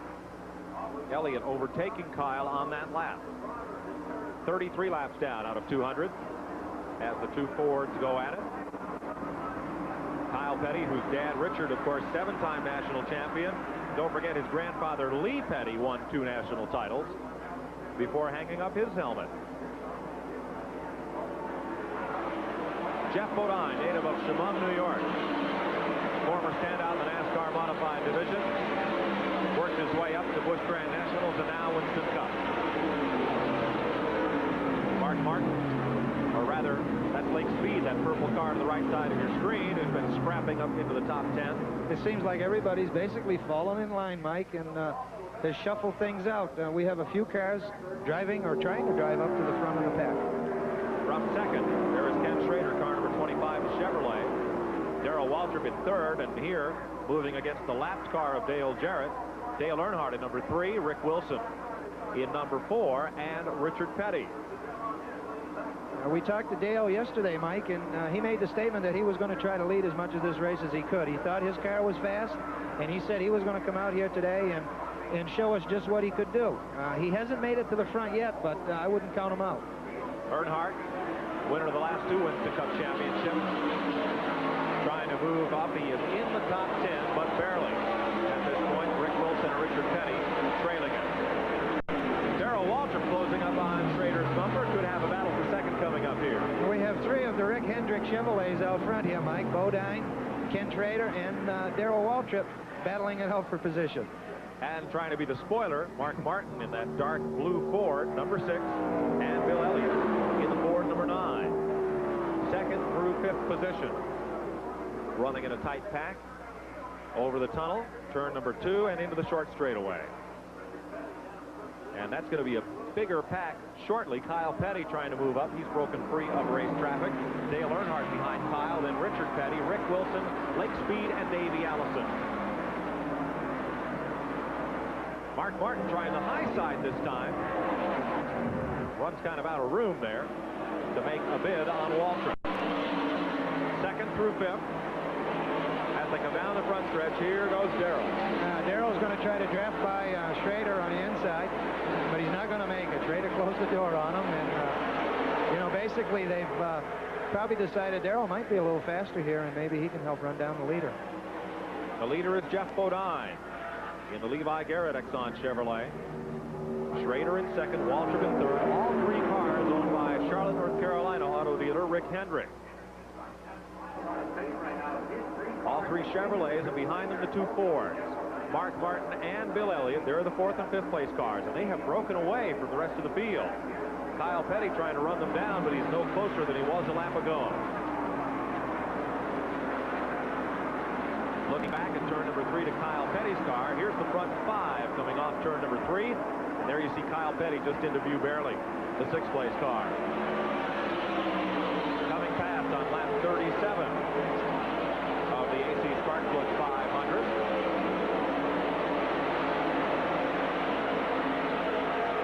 92.5 miles of 500 complete. Second and third. 4th place, Mark Martin, and 5th place, Bill Elliott, right with them. Leader, Jeff Bodine, disappears off the left side of your screen. And the race for second. They've settled down somewhat. I think they have, Mike, and it's, again, very early in the race, 37 laps, you know, of a 200-lap race. So nobody's really going to look at, you know, how fast do I have to run to lead this thing. I think if they can stay together, keep everybody in sight, I think most of the drivers are happy. Jeff Hammond on the stopwatch, watching his driver, Darrell Waltrip, circulate. He times every lap, calls them out to his driver on the 2-way radio, so Waltrip knows, aside from how far he is behind the car ahead, just how his car is running every lap. I think that's a big help, Mike, at a racetrack like this here, when they do give you times, because there's a lot of room on this racetrack, and you can try some different lanes, and when the crew chief gets back to you and tells you that lap there might have been quicker than the last one, whatever you did, run that way. It be a big help to a driver because it's very hard to feel 3 or 4 or 5 tenths in a race car. One driver is moving is Bill Elliott. He's passed Mark Martin. That's a change at 4th position. Elliott's number 9. Now up in the 4th spot. But it seems those two Chevrolets have hooked up, and they're doing a duet trying to move away from the Ford. Yeah, but it looks like Bill Elliott right now is catching Darrell. And I think right now Darrell seems to be strong enough to just hang with Schrader, but not quick enough to get by him. And as we can see, Bill Elliott is closing every lap. Elliott is there as they come through turn number 3 and back to the front straightaway. Bodine, the yellow car, out in front. Schrader, Waltrip, and Elliott, they have now left Mark Martin, the 5th place car. Richard Petty has now moved up into the 6th position, displacing his son Kyle. Nothing there for Darrell as he tried to get under Schrader. You know, these race cars might be owned by the same man, but you never know when you see them dice it out on a racetrack. They race each other just like another competitor, and I'm sure that's the way Rick Hendrick wants it. Junior Johnson had a 2-car team for several years, both prepared out of the same shop. Found that situation perhaps not quite to his liking. He now has a single car setup, whereas Rick Hendrick, each of his 3 race cars have a separate shop, an entire separate team, and they run independently of one another. Let's go to pit road and Pat Patterson. Well, Mike Joy, we're in the Hoosier pit area where they mount all the tires for the cars. Interesting, on this particular race, there were 6 sets of tires issued to each Winston Cup team. That means that the only way you're going to get any more tires, if the tire wear is bad, is simply because there are no more tires. Therefore, whatever you've got out there right now are the ones you're going to have unless somebody falls out of the race and you can collect those tires from them. So a tire story can certainly develop here. So one of the races within the race will be teams running to get the tires from cars that drop out. Bill Elliott going after Kenny Schrader, trying to do what Darrell Waltrip was unable to, and Elliott put Schrader away. Waltrip has moved past, so Waltrip now the 2nd place car. Elliott in 3rd, Schrader is 4th. Mark Martin becomes the 5th place car. Richard Petty has moved up to 6th. Kyle Petty now in 7th. See what Elliott can do with Waltrip as they come off turn number 3 to the front straightaway. Bodine, the leader. Waltrip, Elliott. Then Schrader, and here's Richard Petty. Richard moving back up. Richard got shuffled back on that pit stop, Mike, and he's had to pass some cars to get back to where he is, but he's done a good job running them down here. With Petty, the new 7th place car, Lake Speed, who won his first career race in Darlington, South Carolina this spring. Here's Elliott tucked up underneath Waltrip. Looks like he's trying to put the final rinse on the Tide machine, but he's got company. Battling back on the inside is Schrader, and at the tunnel, Schrader on the inside. Boy, Elliott hauls it in there. That was a brave move, but Elliott was able to jump back by Schrader. I'm sure he let him slide back in there, and right now he's trying to hook up with Darrell. I think if he gets by Darrell, he looks like he has a fast race car right now, Bill Elliott. Certainly does. And that move from the outside in turn number 2, we may see that one later today. Elliott up underneath Darrell Waltrip as they come past the front straightaway. Car length separating them. Schrader and Mark Martin, then Richard Petty and Lake Speed. Our toll-free 800 number in operation if you have a question. Bob Heiss has one on pit road. Yes, I do. One of the viewers from Florida, Clinton Ayers, is asking whether the new T-Bird body style is making any difference at this particular track. And to answer that for me is Dan Elliott of the Coors team. Dan, does that new T-Bird style have any difference on this track over past years? Yeah, it really does. But, you know, the basic Thunderbird as it is today has been around since this body style since '83, and then a change in '87, and then the air dams in '88. Each year gets improvements over another, even though the body styles are like the '87 is exactly the same as the '88, and the air dam just made it a little bit different. But it gives you time to work on the car just a little bit more and a little bit more, and you go back and you make changes, small changes that you didn't think would work, but end up being a big improvement. So the longer you run a body style, the better they are. Thus, when we start running the 89s next year, they're a completely different car, and we'll just have to start over from square one. Well, square one may be a bigger square because the 89 Thunderbird is much slicker looking than the 88 version. It has the now traditional T-Bird beak. The rest of the car reminiscent of the BMW 635 high-performance coupe. And certainly it'll be a slick one in the wind tunnel. We'll see how it does on the racetrack. Here's a look at the leader, Jeff Bodine, and the separation he's opened up on that second pack of Darrell Waltrip, Bill Elliott, and the cars trailing Ken Schrader and Mark Martin. Rusty Wallace back on the racetrack, but Ron, he's got some ground to make up. He does. Unbelievably, he's only down 14 laps, and, you know, he can run all day. He can still make up some points here with the cars that do drop out during this 500-mile race. That is a fast transmission change. Reports of a little bit of smoke from Sterling Marlin's car. That's that Piedmont Airlines Oldsmobile. Here's a look at it. Marlin, who has come extremely close to winning no less than 3 races on the circuit in the first half of the season. Billy Hagan, the car owner, Jake Elder, the crew chief, Dewey Livingood builds the engines. And Marlin a little bit back off the pace right now. We'll see how he rolls.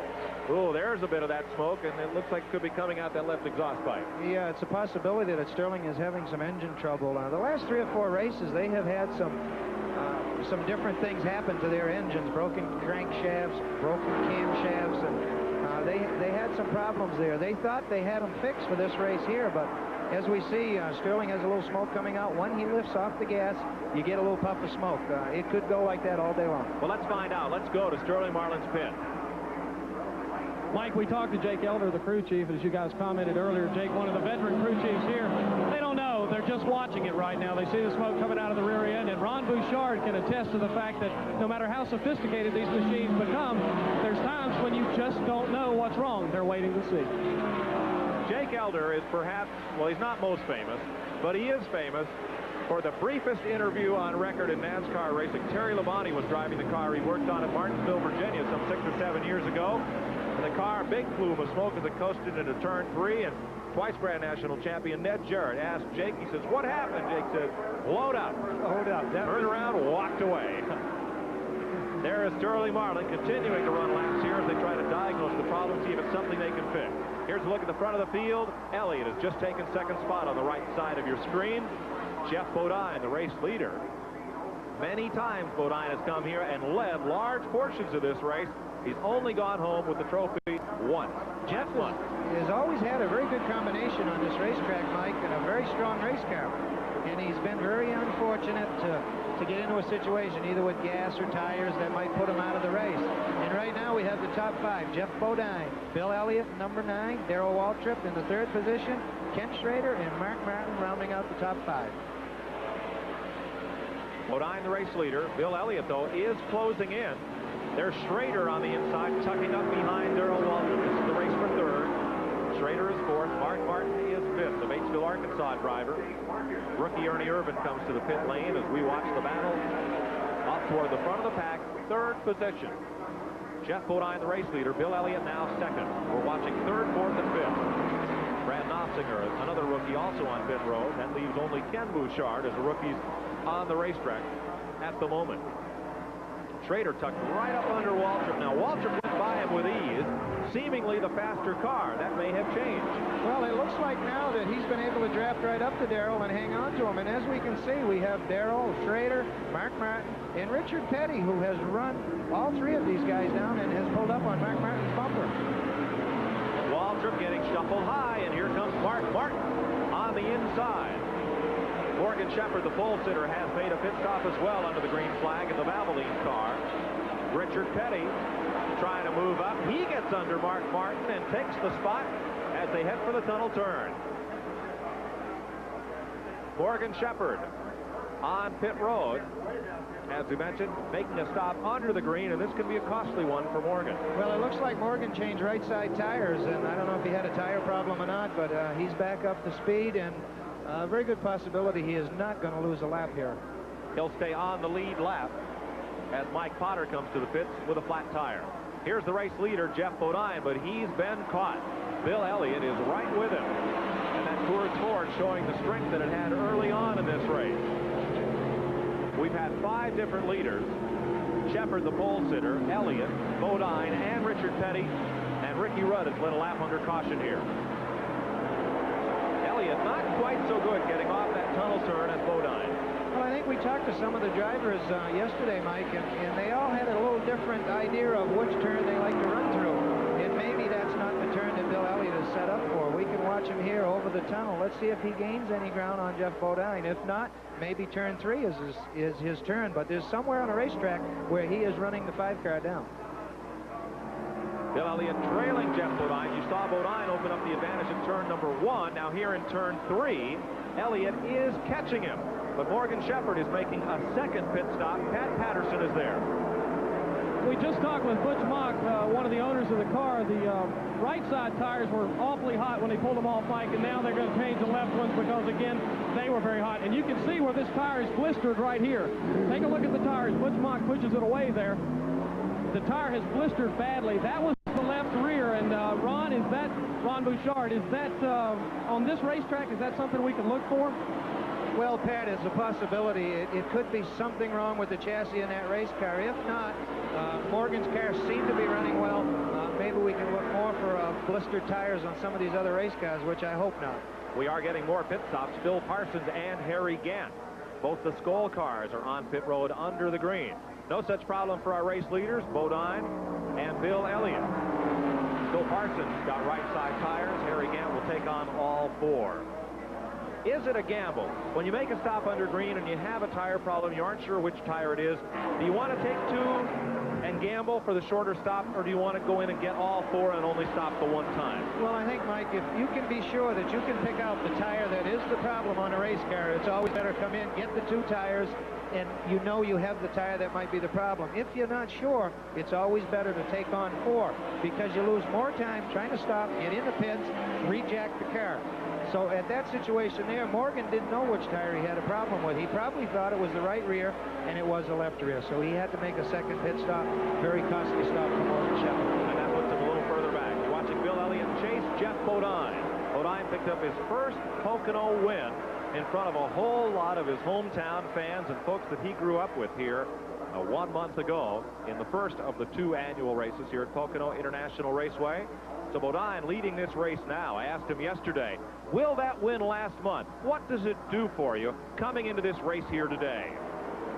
It's a confidence builder. You know you can win. It's like when we go to Daytona. I know I can win there if everything goes right. We know we can win here at Pocono if everything falls into place. But that win was a few weeks ago.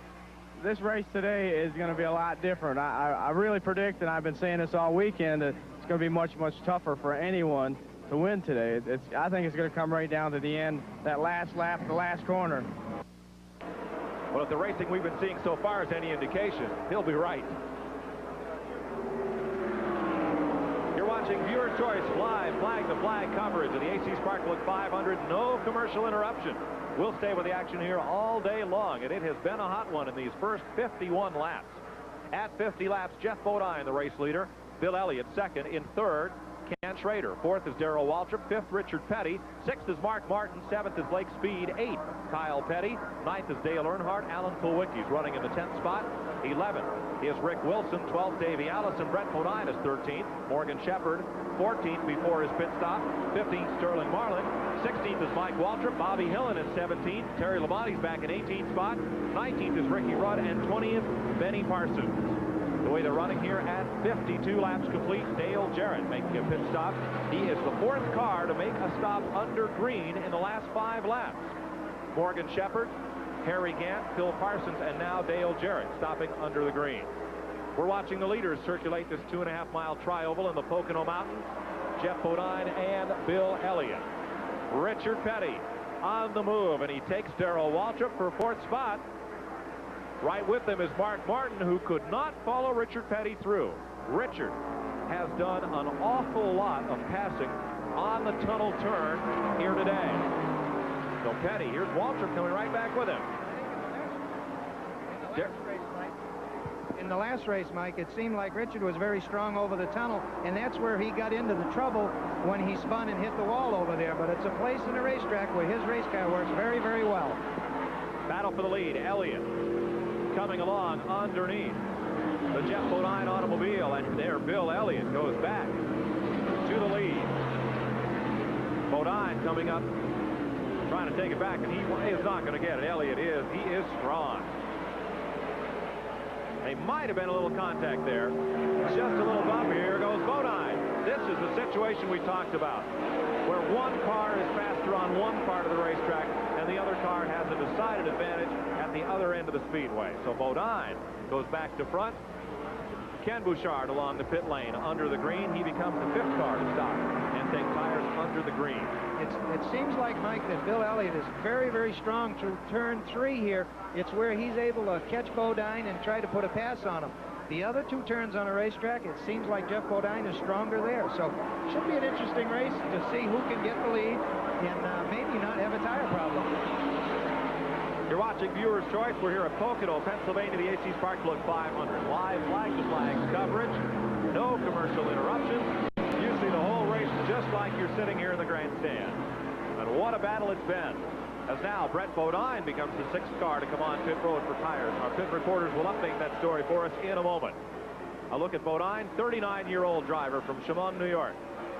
NASCAR go-kart. Started in go-karts at age 5 on a racetrack that his father owned. And here's Bill Elliott, who grew up with his brothers racing cast-off cars from his dad's Ford dealership in a field out behind their house. They'd paint on them the numbers of their favorite drivers and go out and pretend they were Fireball Roberts and Joe Weatherly and Curtis Turner. It seems like everybody, Mike, has had a different way in starting in racing. Mine began in a go-kart and then moved into race cars, it seems like, immediately after that. And it seems like if you've talked to every driver out there, they've either started on the street, in a go-kart, or at a racetrack. Jeff Bodine leading Bill Elliott by the slimmest of margins. 55 laps are now complete. Let's take a look and summarize this race so far for you. At 50 laps, Bodine has led 22 of the 50 circuits. Average speed down because of the 2 caution flags for 7 laps, 133 miles an hour. 8 lead changes among 5 drivers, despite the competition so far and a lot of action battling back behind them. Bob Schacht is in the garage area, so is Jimmy Means and the Texas driver Eddie Bierswald. You're looking from the Goodyear Blip America as they battle through the corner and heading back for the front straightaway. This is that wide flat turn number 3 where Elliott seems to have a little advantage on Bodine. Yeah, it seems like through that turn there, Mike, that Bodine's car moves up the racetrack just a little bit, and Elliott is able to run down on the bottom. So right now he seems to be happy to ride in Jeff's draft, and I'm sure they've seen some of the tires that have come off these race cars, and I'm sure well, this is a look that you won't get from your grandstand seat. The Goodyear Blimp America, Mark Kynette, the pilot, and Glenn Hampton providing us the pictures. The blimp courtesy of the Goodyear Tire and Rubber Company. As Jeff Bodine holds off Bill Elliott's Ford Thunderbird. Back behind the race leaders, Ken Schrader, the 3rd place car. Richard Petty is 4th. And now Darrell Waltrip in the 5th position. Mark Martin is 6th. Lake Speed is 7th. 8th is Kyle Petty, and 9th is Dale Earnhardt. Not seen much of Earnhardt today. But here is Waltrip and the Mark Martin automobile, the Stroh's Ford, and they're racing for 5th spot. Martin trying to come up on the high side. Lake Speed in the Oldsmobile right there with him. Little wag of the tail from Mark Martin's car. Got a little loose coming off that 3rd corner. Lake Speed on the inside with Waltrip, and Lake Speed perhaps on past Mark Martin. Just followed Waltrip right up through. So Lake Speed following Waltrip gets a good tow from the draft here at Pocono. Waltrip eclipsing a Bobby Allison mark now with his 375th consecutive start. They now run 29 or 30 races a season. Richard Petty, the holder of the number 1 start. Mark, and up front it's going to be Elliott again. Bill Elliott passing Jeff Bodine for the lead. Puts Elliott in front. Bodine has led just about half of the 57 laps so far. And Bill Elliott takes the lead for the 3rd time today. 9th lead change of the race. Pocono has long rivaled Talladega for the most lead changes in a NASCAR event. And those lead changes are only measured at the start-finish line. So it is Waltrip from Bodine. Schrader in third, Richard Petty fourth. Now Darrell Waltrip holding the fifth spot with Lake Speed, the new sixth-place car. Mark Martin drops to seventh. Kyle Petty, Dale Earnhardt, and Buddy Baker makes his first appearance of the day in the top 10. 3 cars battling now for that fifth spot. Waltrip had it. He gets shuffled all the way back to seventh. And Lake Speed in the Oldsmobile comes up to be the new fifth-place car. Waltrip doesn't want to stand for that, but it is Martin going to the inside. Takes the draft on by as they go down the short chute and into turn 3. Mark Martin, the former ASA speed champion, ran in his rookie season back in the early 80s, spent 2 years on the NASCAR circuit, went back to the short track, and was tapped for 1988 to drive the new team out of Livonia, Michigan. Jack Roush in a team with heavy Ford factory backing and the Stroh-Beer sponsorship. Steve Emile, the team manager, Robin Pemberton, the crew chief, both veterans of NASCAR racing. And Roush, who's made his mark in IMSA and Trans Am events, among others, in his first year on the NASCAR circuit. Seems like all of the Fords here, Mike, have been very strong. We have Mark Martin running up front. We have Kyle Petty, who has caught Darrell Waltrip. And it seems like the Fords have always been pretty strong on this racetrack. It's their type of racetrack. It's a handling racetrack. Benny Parsons in the pit lane, the Ginny Donlevy Bullseye Ford. Tough break for the former Winston Cup champ and Daytona 500 winner. Now here's Lake Speed with Mark Martin. Speed in the 83 car. The winner at Darlington in the Trans-South 500. And right behind them, Darrell Waltrip. Kyle Petty now has caught that group of cars. Now, Lake Speed was one of the drivers we talked to yesterday, Mike, that seemed to feel that he had a very good shot at running good today. And as we can see, he's been very competitive. And I think one of the things that help, Lake Speed has been on the Hoosier tires all year long. So it helps the teams that have been running more of that type of tire, so they know what they're going to do. They know how to size them. Speed, along with Morgan Shepherd, Buddy Baker, have run the Hoosier tire most of the events this season. So is Sterling Marlin. So that experience, as Darrell Waltrip told us at the top of the show, may be an advantage for those cars that have raced more often on the Hoosiers and can perhaps better figure how those tires are going to hold up and work through the day. Close call there. You know, that was over the tunnel bump again, Mike.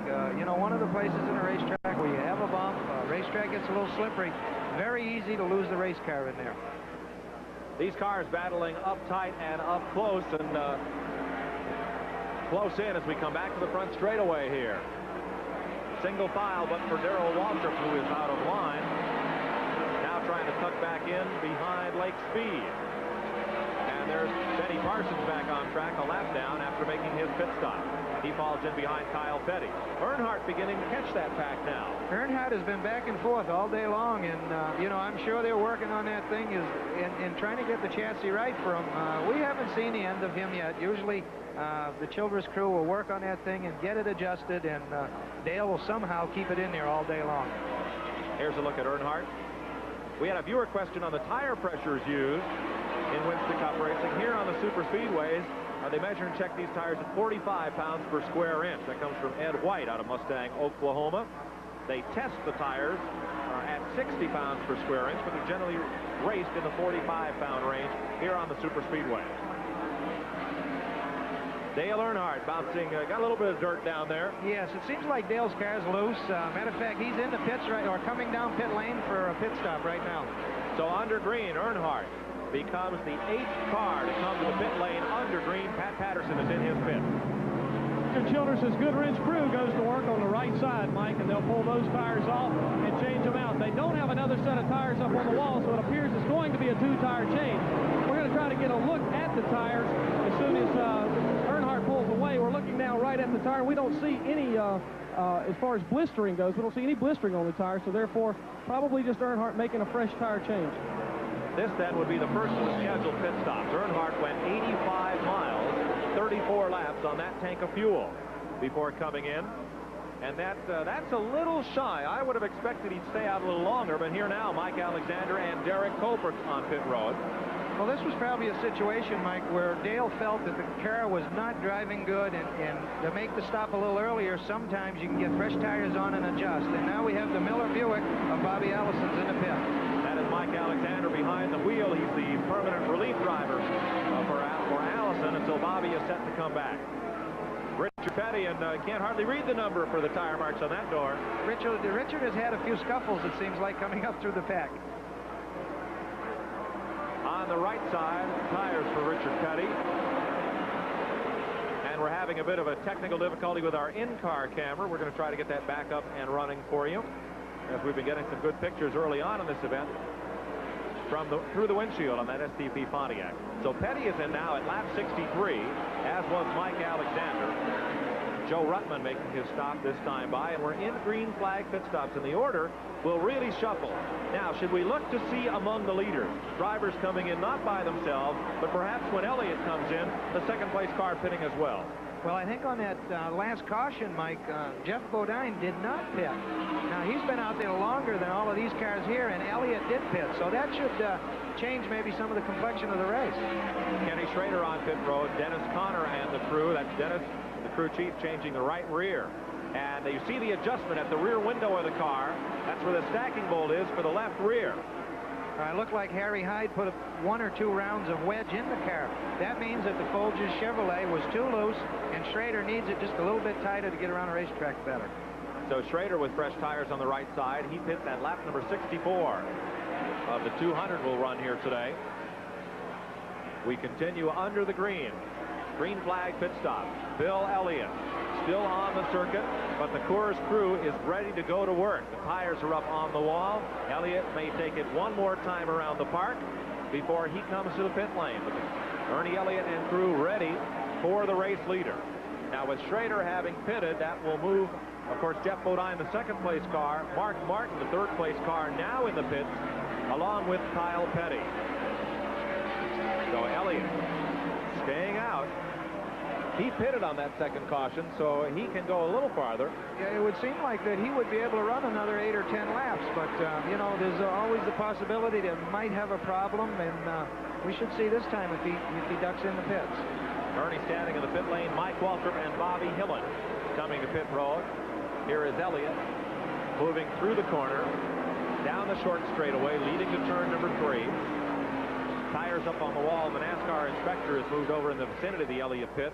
That's usually a sign they'll be in next time. Take a look at the race leader. No, he drives right by, Mike. So the tires on the wall, that's a ruse that a crew chief will sometimes use. Oh, yeah, we're coming in next lap. Trying to fool everybody up and down the pit lane and then leave his driver out. So Elliott continues to circulate. Alan Hudding of Andier, Pennsylvania, watching, tuned in late, called our 800 number, wondering why we're not seeing Rusty Wallace. Wallace had a transmission failure on the lap 16 restart. Spent 14 laps in the garage area getting it changed. Wallace is back out on the track, but he is running 14 laps behind. It seems like Sterling Marlin is still having the smoking problem, but still running. He's just making a pit stop now. So is Davey Allison and Ricky Rudd. If you have a question for any of the crew chiefs on pit road, or for our commentators and want to know what's happening in this race, or what a team might do differently, here's our viewer hotline, 1-800-VIEWER-5. Call in your question and we'll get an answer for you. When is Bill Elliott going to pit? Let's answer that one right now. Here's the Coors Ford.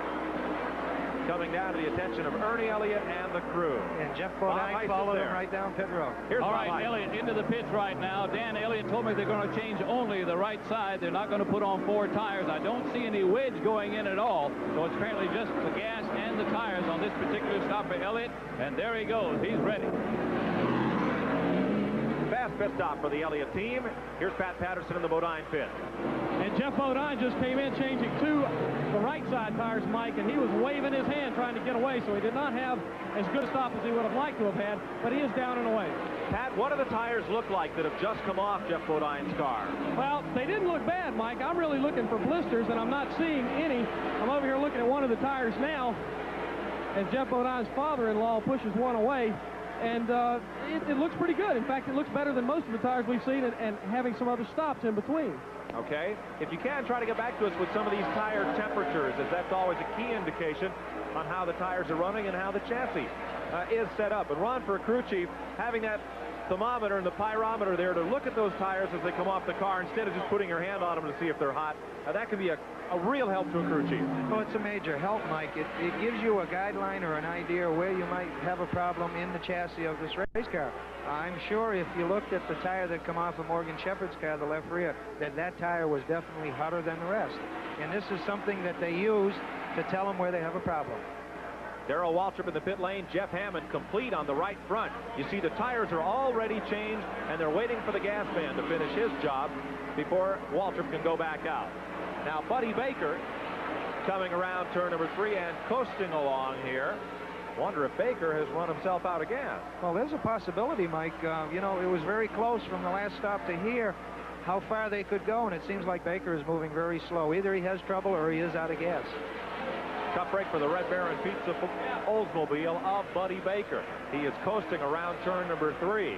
And at Pocono, if you run out of gas going across the start-finish line, it is nearly impossible to coast 2.5 miles. Baker is going to make it around. And there's a look at the man they call the Gentle Giant from Charlotte, North Carolina. Now there's a guy who can put down some lobster. Baker is a good eater and a heck of a guy. And he's just barely going to make it down pit road. I'm sure he's probably run out of gas. And that's a shame because Baker was really running good. He was hanging in the top 10 or 12. He'll go at least a lap down, having to close in, and perhaps 2.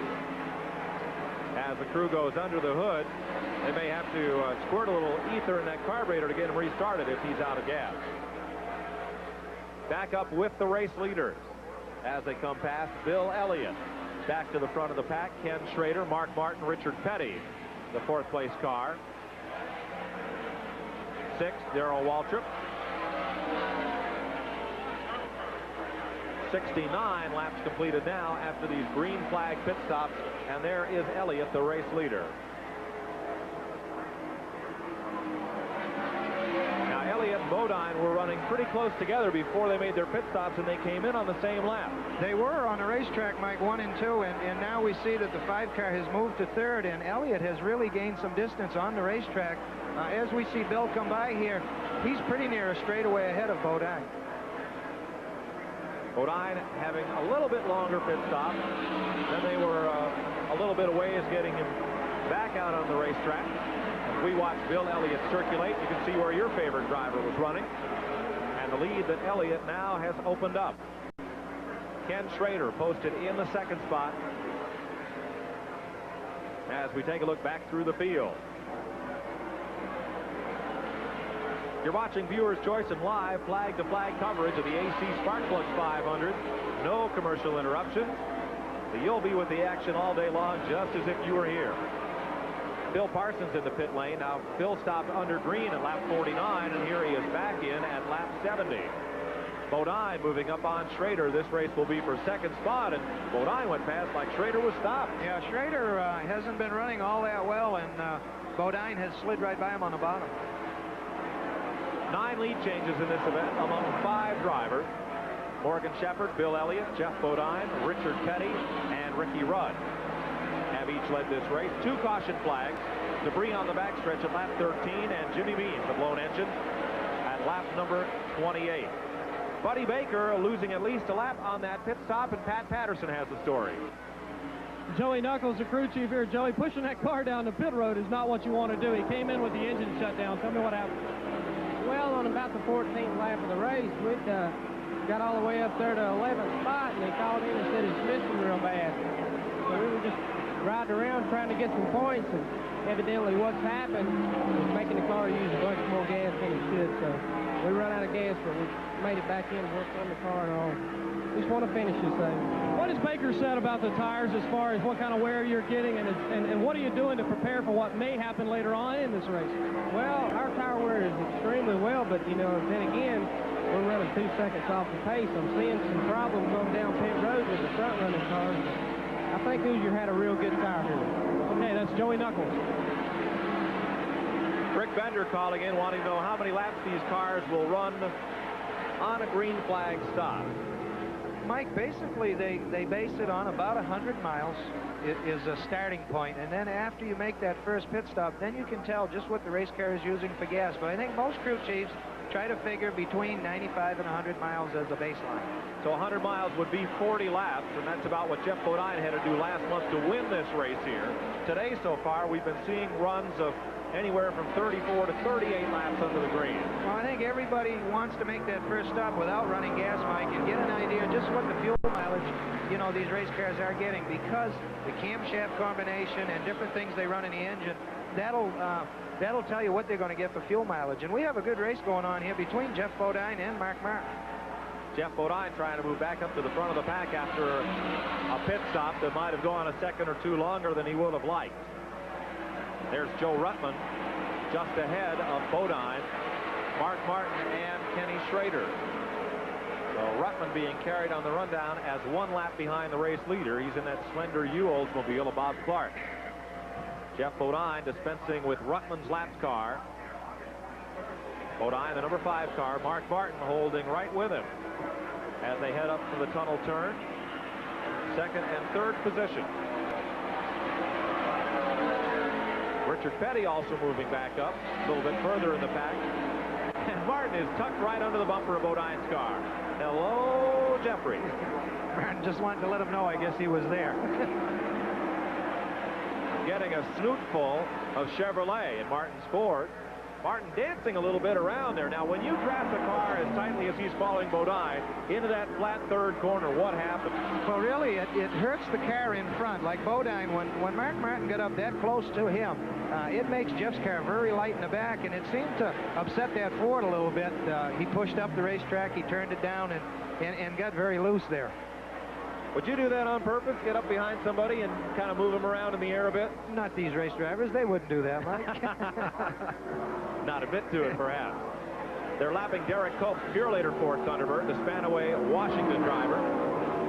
As Mark Martin he's a real charger. He's a young fella. He's an energetic kid. And boy, he really charges with that race car. He's a bundle of energy. We asked him yesterday if he finds it hard to conserve his race car and hold what he has. Well, if I've got the race car to go to the front, I'm going to the front. I'm not going to sit. No way. I want to lead these races every lap that I possibly can, but I don't want to overextend. But if the car will go there, in my eyes, that's not overextending. If I'm sitting there and I know that it will go to the front and it will lead the race, then it'll do it comfortably. And if it won't do it, then I'm going to have to do the best I can do, get as far forward as I can, and then sit there and I'm stuck there because if I tried any harder, I'd be backing up. In other words, you'll see no stroking from the number 6 car. No, Mark has just told us that, he is going to drive the race car for 500 miles as hard as she'll go. He's the 3rd place car, and here's the race leader, Bill Elliott, working around race traffic. Elliott working past Benny Parsons. And it looks like the Rodney Combs car in a tight pack there as they come off turn number 3. Ernie Irvin also in that pack, the rookie driver. And there Combs ducks to the inside. He's in the AC Buick trying to move on Benny Parsons. They are 1 lap down to race leader Bill Elliott now. Elliott is trying to check out. He's just trying to walk away from the field. And he has told us if the car I'm going to run the car where it's comfortable. And bad news for the rest of the field if being half a lap out front is comfortable for Bill Elliott. Well, you can be sure that Bill Elliott is the type of race driver that Coors Ford right now will go a little bit faster because Bill does not run as fast as she'll go all day long. He's just running comfortable. And like you said, that just happens to be a half a track ahead of everybody else. 4th of July or 2nd of July in Daytona, the Firecracker 400. And on race morning, Elliott said his car was running horrible. It had been running horrible all weekend. He won the race. He is not a fellow who is want to make boastful predictions about how his car is going to do or even about how he's running at any given time. No, Mike, he's the type of driver that will never come out and say, this Coors Ford is flying. He always tells you, well, it's pretty good, or we might have a little bit of a chassis problem. We're going to work on it during the race. And those are usually the races that Bill Elliott is very tough in. So Elliott's out in front. Jeff Bodine is the 2nd place car with 77 laps complete. We've been watching Mark Martin, who's third, Ken Schrader, who's fourth, and look who's popped up here in the fifth spot once again. Richard Petty's been very strong all day long, and, you know, he's been poking around the front there, so I think we're going to see more of Richard before the end of this race. This track has been good to Richard Petty. He's fifth, leading Darrell Waltrip. Has really done well on this speedway. Of course, he holds the record for wins at most of the NASCAR track. From 74 to 84 here at Pocono, Petty led at least a lap in 13 straight races, and that is a record here at Pocono International Raceway. A lot of smoke and a spin at turn 3, top of the straightaway. Dale Jarrett in the Hardee's Oldsmobile loops it around, and we get caution flag number 3 of the day. It comes out working lap 79. A lot of smoke out of Jarrett's car. Did he break something? I don't think so, Mike. It looked like Dale lost it up there in the turn and got sideways. He did a heck of a job keeping it back straight and staying out of harm's way. Jeff Bodine in the pit. Here's Pat Patterson. And they're going to make a 4-tire change, Mike Joy, on Jeff Bodine's car. They were running extremely well, and this will give them a break to put another set of fresh tires on the car. Bodine's wife, Kathy, was keeping up with everything on the computer, and Bodine is down and gone. Bodine back into the action. Picked up his first Winston Cup career win on this track. First win for this track here in June. I think Bill Elliott was past pit road when the caution come out, so that's going to put Bill back a ways because the lead cars behind him have had a chance to come into pits, get their service, and they're already back out there. So here's Elliott, and the crew is ready to go. Bob Heiss is there. Elliott's again back in, and they're only changing the, well, no, they are going to go to a 4-tire change. They had only 2 up on the wall a moment ago, but they are going to 4 tires.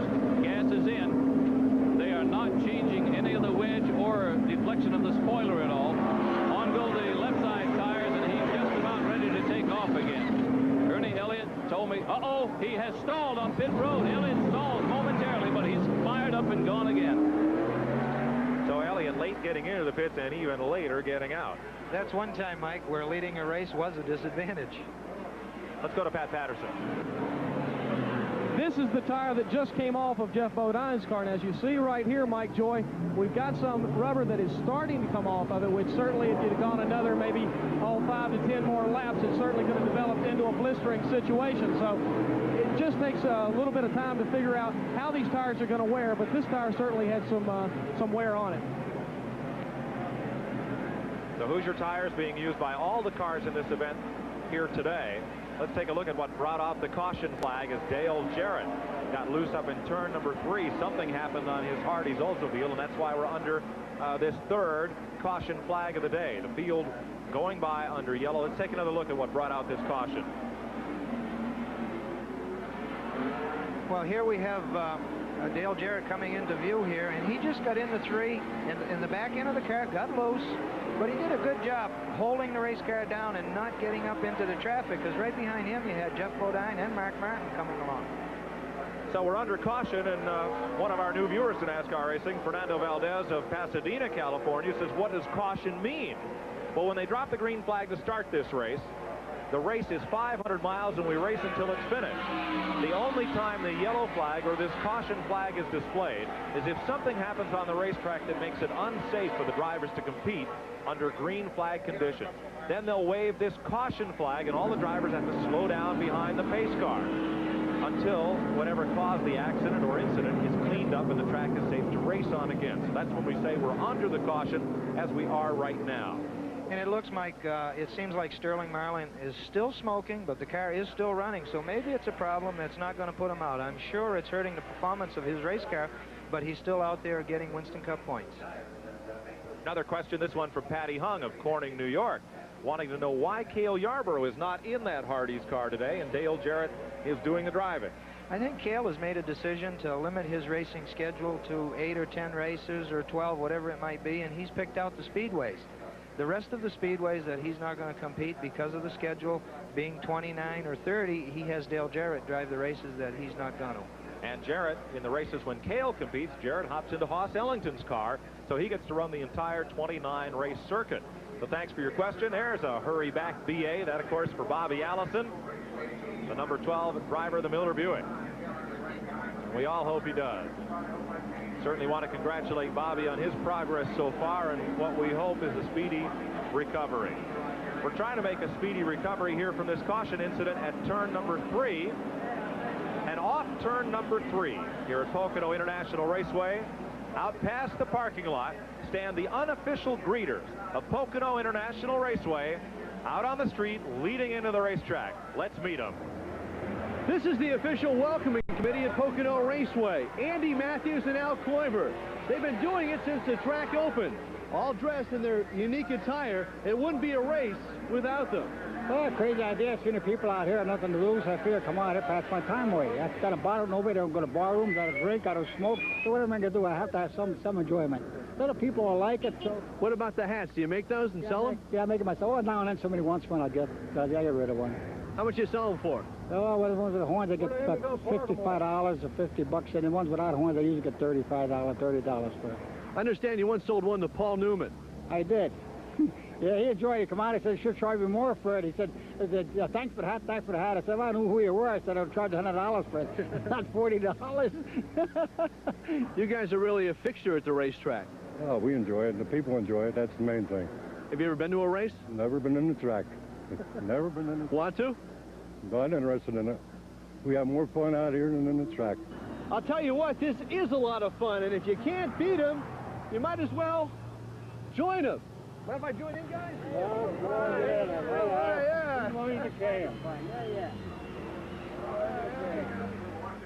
Pat, that looks good on you. the Antlerman. Fella, when Paul Newman came to buy that hat, they were saying he didn't know who he was. He says, Newman. He says, I used to work with an Al Newman. Are you any relation? Had no idea who the Oscar winner was. That's the type of hat, Mike, that you don't want to wear in deer season, deer hunting no, season. Definitely not. It's going to be boxing season here on Viewer's Choice, live on July the 28th, the IBF Middleweight Championship.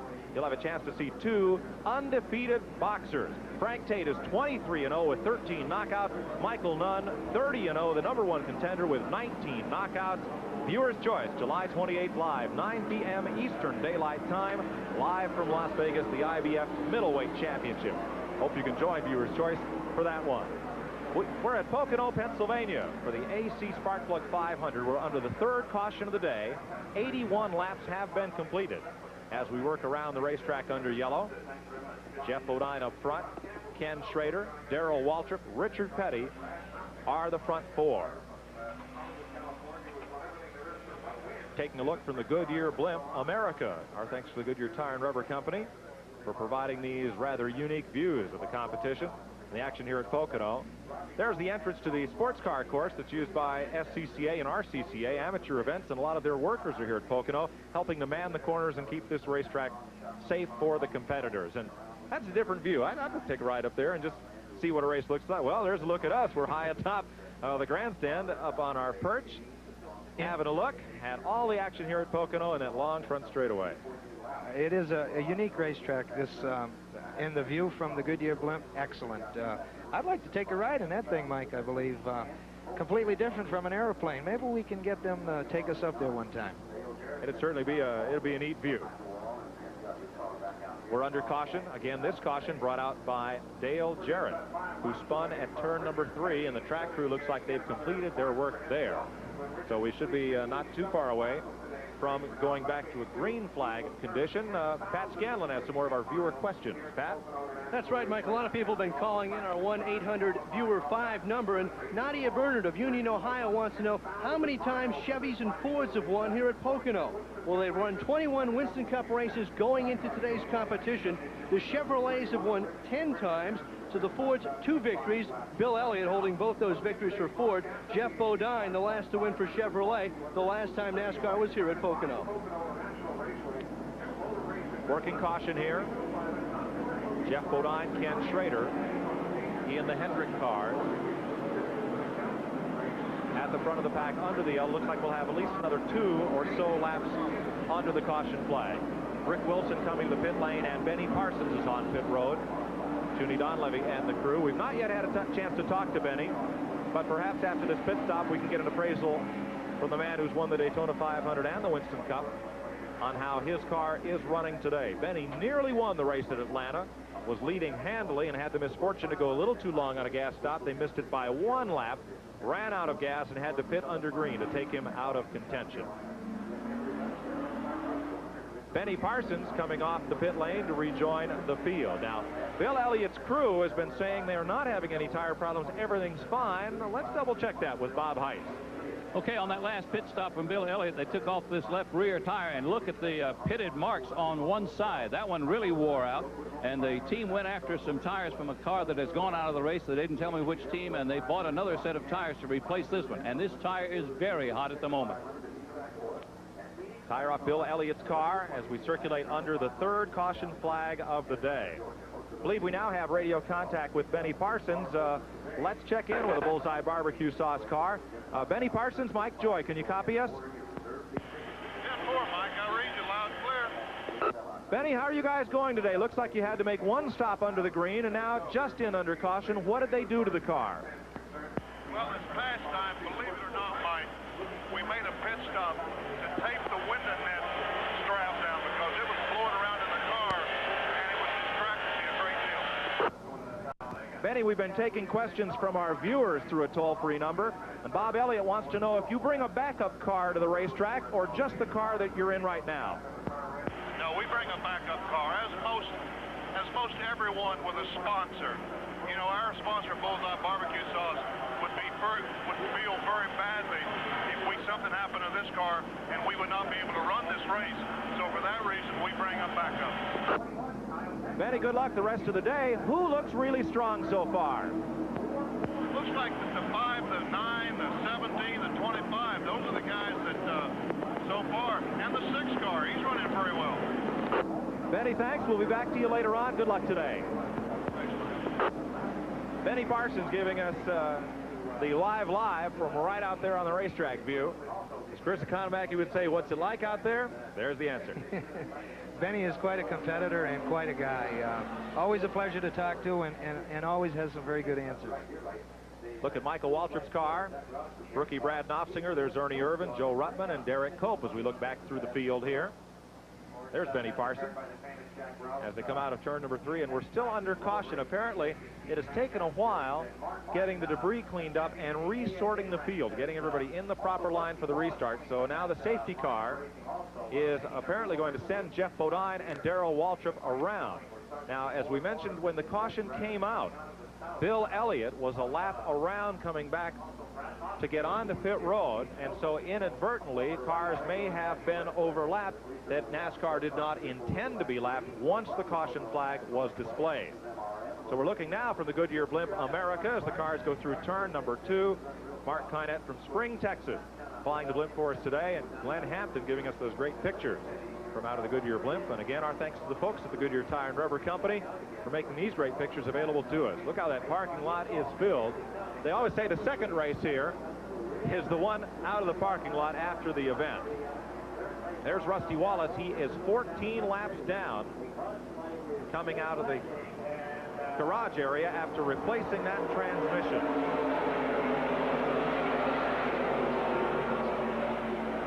It seems like Harold Kinder is trying to flag a few of the cars around and slow some of the other ones down. And it seems like the pace car has picked up Bill Elliott over here. So I guess they're not sure, you know, because of the pit stop, where everybody is at right now. And again, we want to get it sorted out before we put this race back under green. So the cars that are on the lead lap are racing there. So they're getting it set now and moving some cars around behind the safety car. Here's Rusty Wallace, and here's the pace car on the front stretch. So Wallace moving around to catch up in line. So it will take a minute or two here to reset the field. Wallace is the leader. Mark Martin is the second place car. Kyle Petty is third. Excuse me, Elliott the leader. I'm sorry. Mark Martin, the second place car. Kyle Petty is third. Brett Bodine is fourth. Rick Wilson is fifth. Sixth is Jeff Bodine. Seventh is Ken Schrader. Eighth, Darrell Waltrip. Ninth, Richard Petty. And 10th, Dale Earnhardt. That's the way we have it from scoring. Rusty Wallace now catching up with that pack as they come down and around. He's behind the safety car, and let's try to check in with a Kodiak Pontiac. Rusty Wallace, can you copy us here in the tower? Start again. Your cover is breaking up. Rusty, this is Mike Joy up in the TV tower. Can you copy us now? Yeah, I got you. Go ahead. Got to be frustrating to have to spend 14 laps in the garage, but still, the way this point chase is, you guys can't spend the day there. You've still got to go out and race hard the rest of the day.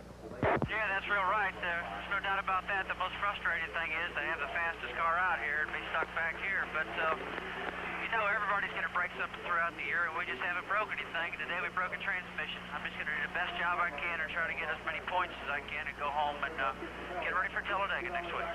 We're not quitting. We're not giving up. Rusty, we're taking some questions from our viewers. Jack Barnard wants to know how much the RPMs drop here at Pocono from your max down the straightaway, and how low does it get in the corner? I'm not going to pay any attention to that stuff right now, but it gets down to about 5,500 coming off the very last corner. But when you're driving these cars and running as quick as we are, you don't have much time to still stare at all the gauges and not just take a look at that stuff. I'm just trying to win this race. Okay, thanks, Rusty, and we'll talk to you a bit later on under caution. Appreciate your speaking with us. All right, thank you.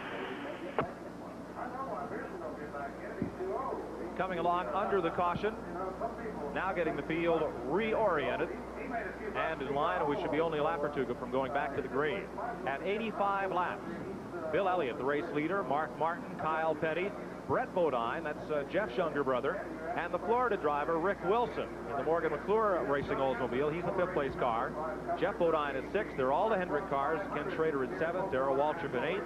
Richard Petty will be lined up 9th, and Dale Earnhardt 10th when we go back to racing under the green. Pocono International Raceway. There's the 3 corners, and here's a look at Rick Wilson. Wilson being moved to the back of the order by starter Harold Kinder, coming past here slow, so trying to get him resorted into position. There's the starter on your upper left, Harold Kinder, trying to move cars around into position. Rod, we more often see this happening on the short tracks, where drivers have a tendency on a caution flag not to know quite who they're racing, what position to get in. Not too often here on the super speedway. Well, normally that's not a problem, Mike. You know, today we just, because of the pit stops and green flag stops, cars have got in the pit and jumped back out on a racetrack, and the way the caution come out, it's got everybody confused, because I believe I'm a little confused on where everybody is at, but NASCAR is trying to work the situation out and get everybody lined up before we go back to green, because once they go back to green, then you can't fix it. This is Mike Joy with Ron Bouchard, the 1981 NASCAR Rookie of the Year and Talladega 500 winner, and Richard Scourin, I believe it is, calling from East Windsor, Connecticut, wants to know what your racing plans are. Well, Mike, there's a possibility next year, and that's something we're working on. We'd like to run 8 or 10 races, and I'm trying to put a program together with Mike Laughlin to be a part owner on the race car and compete in 8 or 10 of the major events. One of the things that's holding us up is sponsorship, and we are talking to a couple of people. So hopefully we can put something together and compete in a few races next year. Well, I know you've been busy this season and haven't been at a lot of the races, trying to get your car business underway up there in Fitchburg, Massachusetts. But had a lot of fun down in the garage area talking to some of the folks this weekend. I did. You know, it's been about a year that I've been away from the racetrack, and it was just inviting to come back, and Buddy Baker, Richard Petty, Darrell Waltrip, Dale Earnhardt, all of the guys to give me such a warm welcome. You know, where have you been? When are you coming back? We miss you. And I think that makes me feel good, and hopefully next year we will put something together. Look at some Dale Earnhardt fans. Big infield crowd here at Pocono. They have restricted the camping rules here, so not too many people in here last night, but now this place is pretty well packed. 17 cars are on the lead lap here at Pocono. Next time by, we'll be looking for the green flag, and Jeff Bodine is coming to pit road. One of the strong contenders to win this race and last month's winner.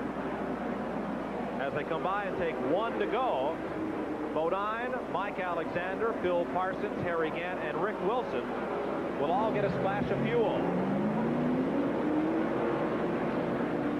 So, late stops under green, and again, this sounds like a big Waddell Wilson strategy move.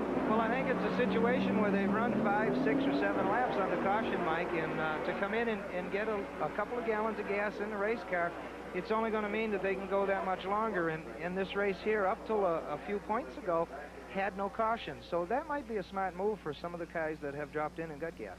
Let's check in that pit. Bob Heiss is there. Okay, I'm with Waddell Wilson, Jeff Bodine's crew chief. Waddell, you were hot under the collar, I know. Why? Well, I think that was a very bad call they just made. The 9 car went past when the caution come out. We were second, and we was able to get in the pits.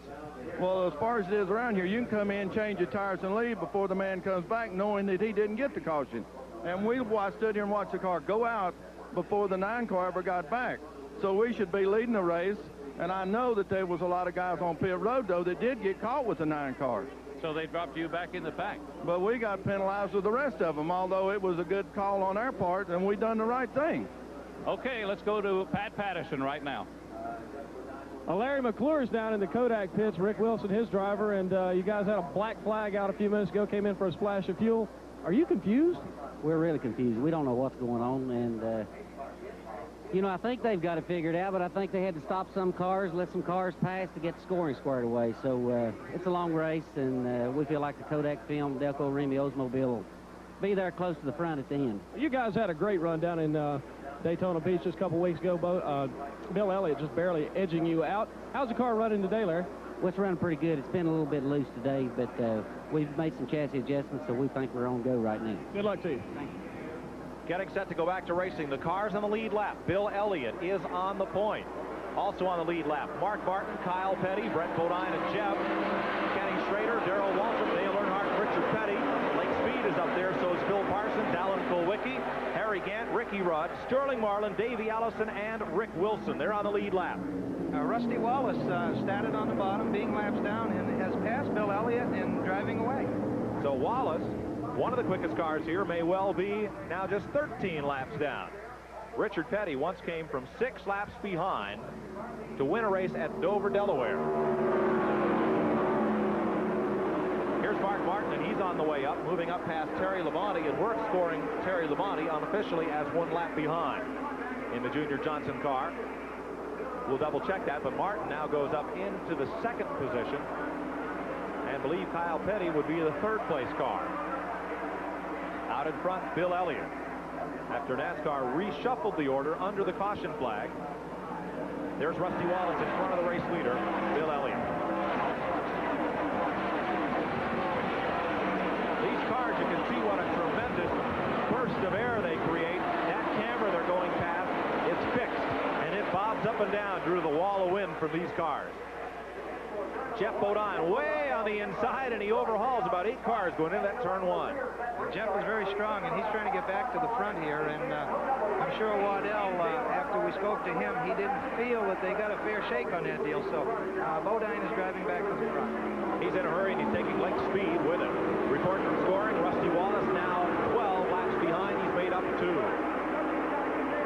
Lake Speed, number 83, the former world go-kart champion.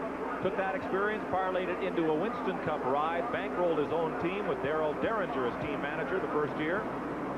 Has driven for a couple of teams, including the one that started on the pole today, the Raymock team. Now he runs his own team. Darrell Bryant's the crew chief.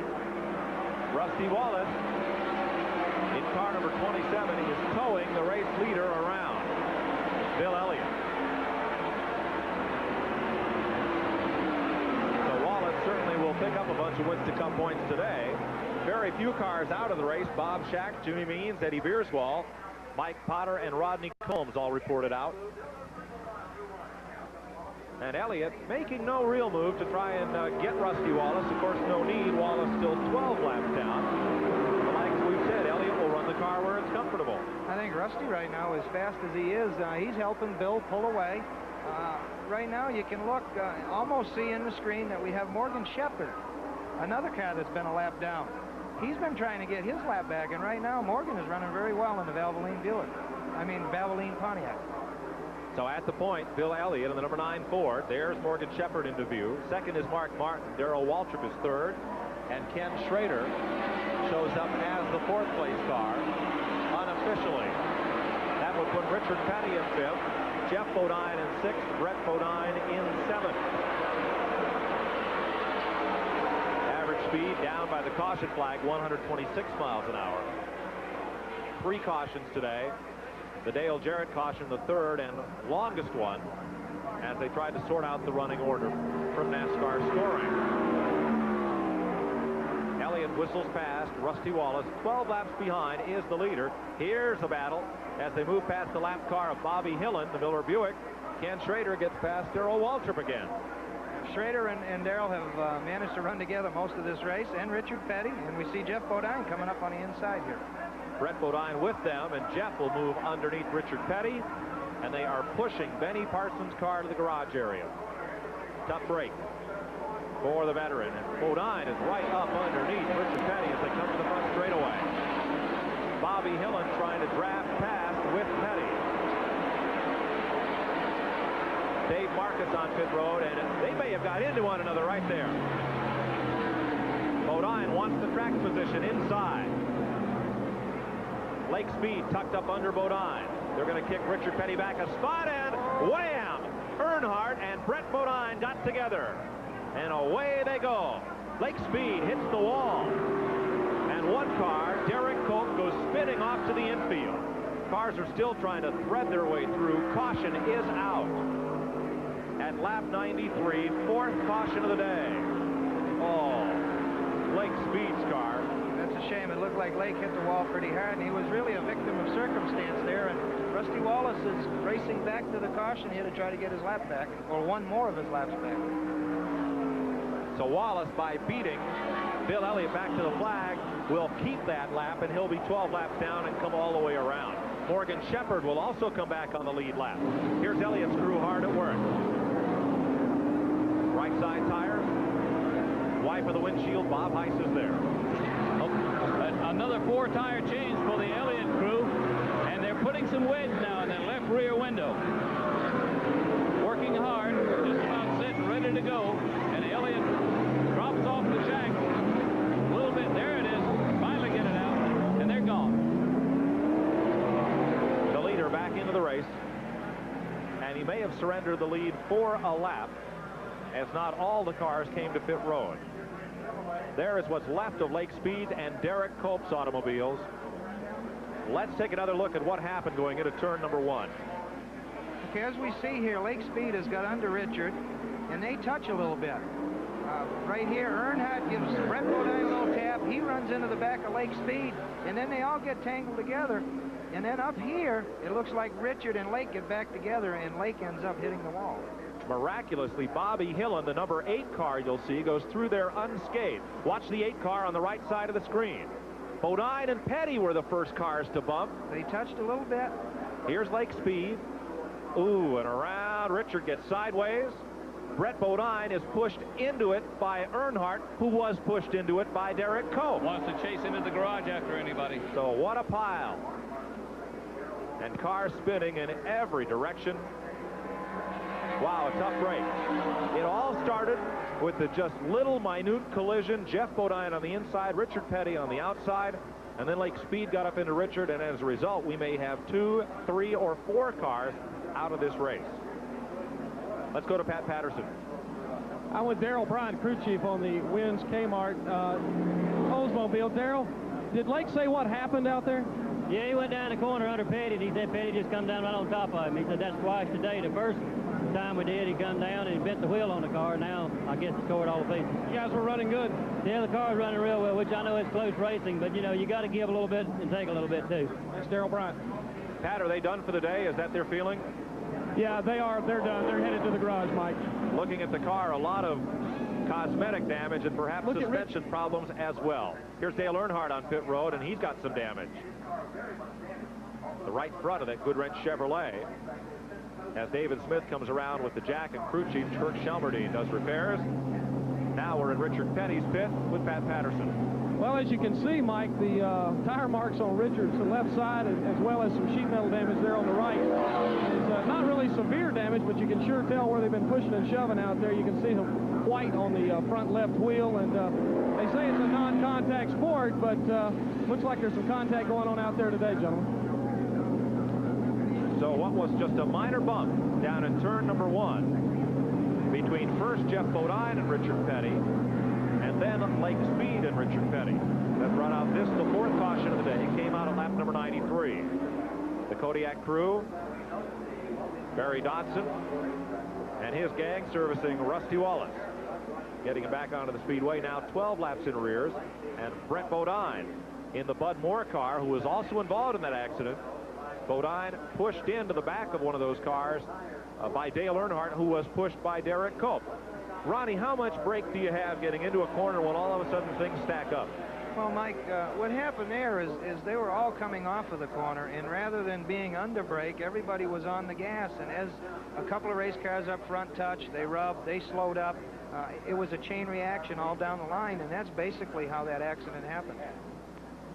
When you're running that close going into a corner at 160 miles an hour, it takes probably all of your reflexes and experience to get through the corner running side by side like that. Never mind when all hell breaks loose as it did just there. That's very true, Mike. And, you know, it was one of the situations, again, I think a lot of times in racing we see chain reaction accidents, and that's what we had there.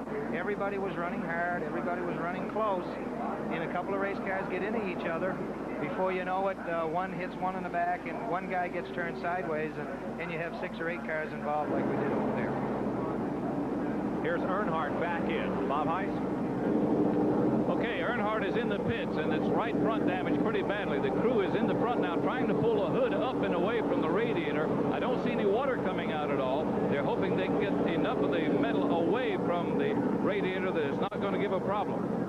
Richard Childress now rushing over with some tape. They've already made a little patch of tape to go into an area down right on the grill area to try to hold the grill down. The front part of the grill is loose right there. Now Earnhardt's going to have to pull out and get back into the lineup again. Ron, that broken nose is not going to make Earnhardt's car any more aerodynamic. Well, it's not going to help here on the long straightaway, Mike. You know, you do run 175, 180 mile an hour, and that's one of the reasons they were trying to put the duct tape on the front to cover up the big holes to stop the air from going in at the tire. Richard Petty on pit road came close to winning this race a month ago. He's been in contention here.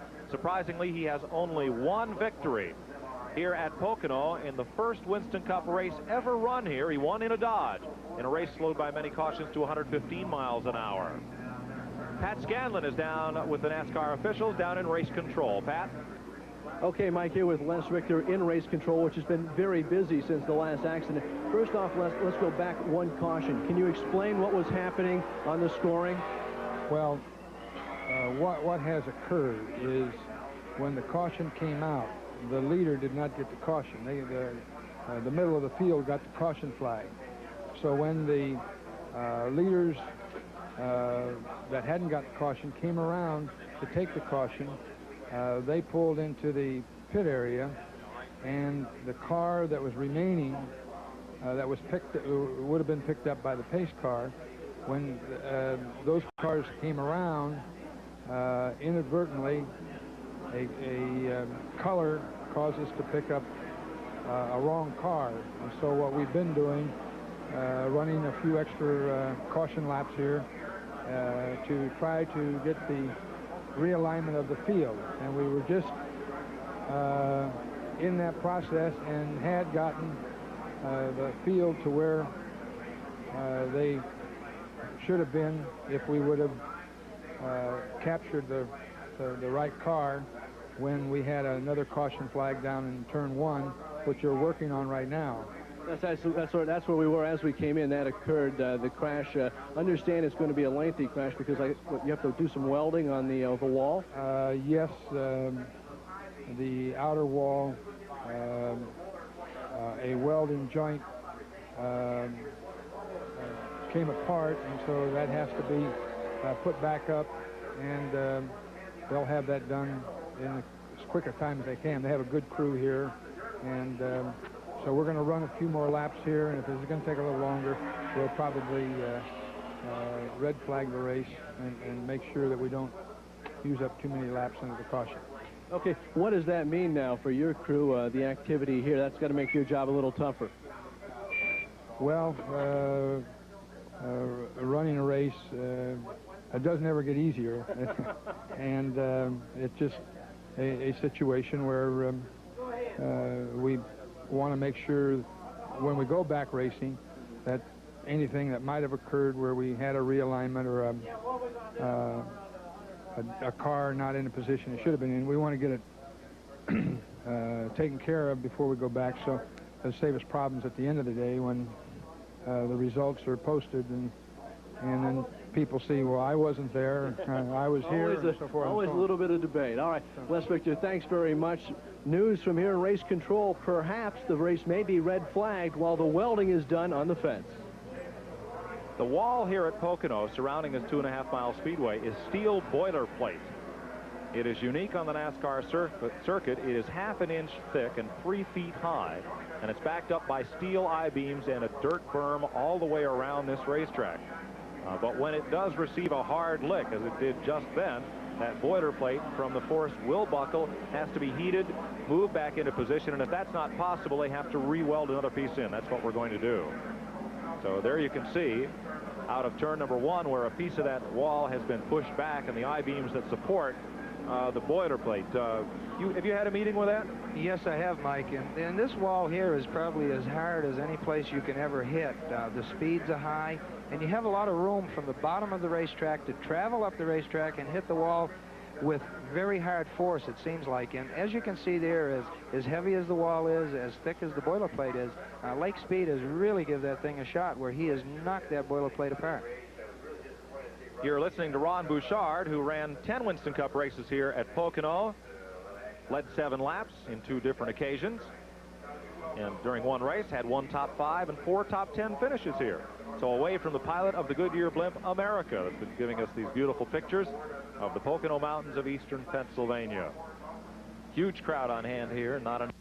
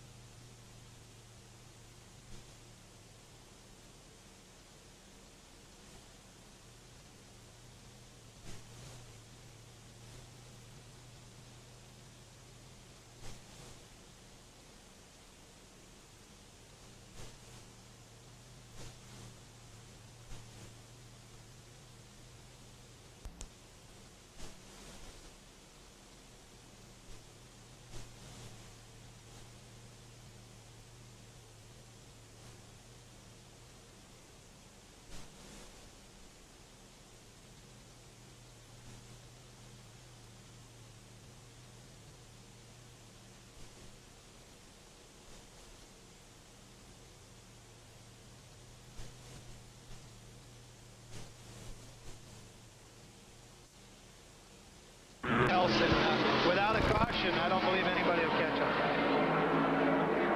Bobby Gerhardt on pit road, and we're coming up on what should be pit stops for the leaders in about 5 or 8 laps. According to the report from Pat Patterson and Bob Heiss, we'll see these leaders on pit road if we stay green. 14 cars on the lead lap here at Pocono, Pennsylvania. Ricky Rudd, last car on the lead lap. Earnhardt right in front of him. Kyle Petty, Sterling Marlin, Harry Gant, Alan Kulwicki, all running on the lead lap. So too Jeff Bodine and Morgan Shepherd. Here's Darrell Waltrip, and he's right in the thick of it. He's the 5th place car. Here we have Darrell now. He's past Terry, and Mark Martin is behind the 11 again. So these three here have diced back and forth, and at any time they can pass each other, it seems like. How frustrating is that? You work and work and work to pass a guy, and 5 laps later he's passed you again, and you wonder what you did all that for. Well, sometimes very frustrating. But, you know, it's part of racing. Everybody's race car changes, and right now we can see these three cars are very, very close to each other, and they've just been drafting by each other. Let's add a car to the lead lap. Rick Wilson of the Kodak car made his pit stop without losing a lap. He's a 15th place machine. 1 lap down, Mike Alexander, Mike Waltrip, and the rookie battle, Ken Bouchard and Brad Knopfsinger just 1 position apart for the rookie of the race honors. Buddy Baker makes a pit stop, puts on 2 tires and takes on gas. You're with the leader, Bill Elliott, trying to win his 2nd race in a row. And Pat Patterson is in his pit. Well, Mike, I think it'd be a miscalculation to say that they're worried in the Elliott pit about Davey catching him. However, this next stop is very, very critical, and both Dan and Ernie Elliott are taking a lot of time trying to figure out exactly which lap, because as you well know, if a caution flag flies when they're sitting here on a green flag stop, this whole thing is reshuffled altogether. Traditionally on the super speedways, the Fords have not gotten as good gas mileage as the Chevrolet powered cars, but they've been catching up. Well, they have got a lot closer, Mike, and I think whoever out of the lead cars, the first 3 cars, whatever type pit stop they make, if they come in gas only, they delegate what is going to happen for the rest of the field. If Elliott should come in gas only, everybody else has to do the same. If Bill comes in and change tires, or 2 tires, this will delegate what everybody else has to do to maybe catch this number 9 course for it. Elliott continuing to circulate as we look around and wait for pit activity among the leaders. So Elliott up front, Ken Schrader, Davey Allison, then Darrell Waltrip, the new 4th place car, Terry Labonte in 5th, Mark Martin in 6th, then Jeff Bodine, Morgan Shepherd, Alan Kulwicki, and Harry Gant, the current top 10. Getting down to it here. Going to be 1 more pit stop and then crunch time.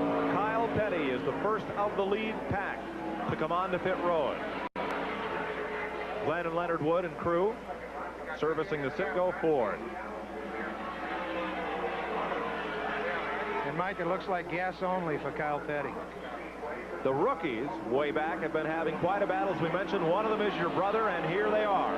Brad Knopfsinger in the Sunoco car, rookie of the race twice this season at Talladega and Charlotte. Your younger brother Ken there in the white and red Bob Whitcomb car, still looking for a sponsor, we might as well point out, has been rookie of the race 5 times in a row, and then 3 times more, so 8 times this season. Ernie Irvin is running back behind him. Kenny has been behind Knopfsinger quite a ways. He has managed to catch up, and right now he is right behind him. The Mike Kerr-owned car. Nice story behind the car number on Knopfsinger's machine. It comes from the J.C. Agajanian stable, number 98, as Parnelli Jones drove it to victory at Indy, and a lot of wins for that car number. Kerry Agajanian, J.C.'s son, is part of the Mike Kerr Racing organization, and the Sunoco Buick carries that number. And Brad Knopfsinger, the former CRA California Sprint Car champion, at the wheel in his first season of Winston Cup racing.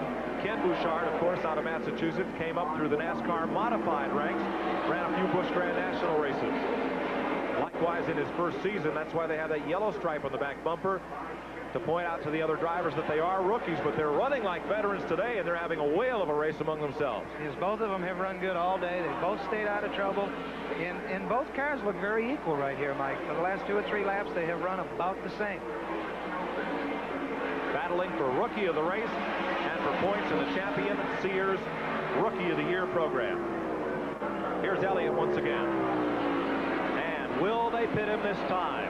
Ernie Elliott is out on pit road with the signboard. Dale Earnhardt is on pit road, the 13th place car. Bobby Gerhart coming in for a final stop in the Omar Landis Chevrolet. Elliott rounding the speedway. There's the Coors Melling pit crew. Elliott has tires up on the wall, Mike. Whether this might be a trick or he might change 2 tires. Well, it takes longer to put in a full tank of gas than it does to change the 2 tires. So this might be the right strategy. He's coming down pit road right now, Mike. Let's go to the Elliott pit. Here comes Awesome Bill from Dawsonville. The race leader is in, and it's going to be a gas-only stop. So the tires on the wall, well, they just wanted to make everybody think about it. The tank is full, and Elliott is gone. And here's a candidate for the peak coolest move of the race. Davey Allison pits right with him. Woo, 7-second pit stop for Bill Elliott. And we have Davey Allison in the pit too, Mike. There's a look at Dan Elliott. Keeping tabs on Davey Allison, and Bill is off pit lane and already getting up to speed. Ken Schrader becomes the leader for the 2nd time today, and there is Elliott back up to race speed, moving past Harry Gant. Davey Allison has completed his service, and Mark Martin is due in next time by. Ricky Rudd still running on the lead lap in the Quaker State Buick. He's all done with pit work.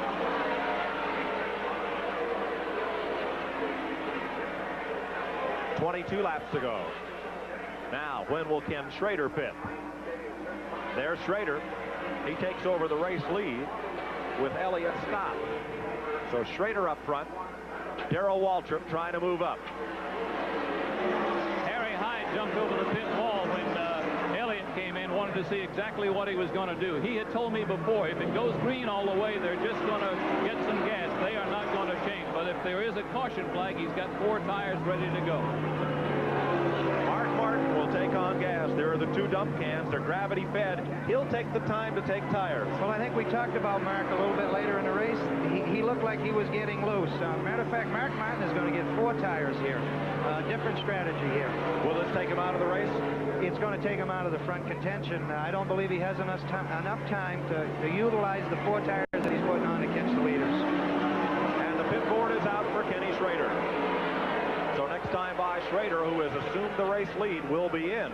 Here's Kenny, and he takes a hard left to get to pit road. Dennis Conner and the crew. And holding the pit board for him upside down, but that's okay. He knows that's his number. Bob Heiss is there. Here's Ken Schrader again, and it's all they're doing. They are checking under the car on the right side to see how the tires are. They're just getting a tank full of gas, and he's away. By 1 full second, faster pit stop than Elliott. Alan Kulwicki, Harry Gant, and Dale Jarrett stopping on this lap as well. Kulwicki will take on right side tires. That'll move him back in the running order. Schrader coming up to speed. 20 laps to go. Bobby Hillen in the pit lane of the Stavola brothers Miller Buick. And Joe Ruttman headed for the garage. Gant is away, and now this man, Darrell Waltrip, assumes the lead. Waltrip, a winner at Charlotte 4 races ago in the World 600. And the pole sitter for the last race on this tour held the Firecracker 400 at Daytona on the 2nd of July. Waltrip continues to run. Terry Labonte's in the pit lane, and he's coming in hot. Junior Johnson crew set to work for Labonte. Gas, chassis adjustment at the right rear. That's Tim Brewer on the wrench. 1 turn. It looked like a turn or 2, Mike. He must be a little bit loose, and he took a little wedge out of the chassis. Labonte is away and set to run for the checker, which is 19 laps away.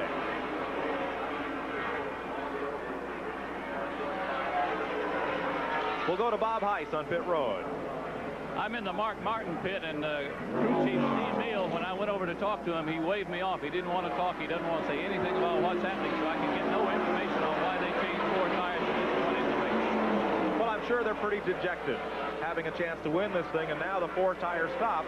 Unless we get a caution, we'll take them out of contention.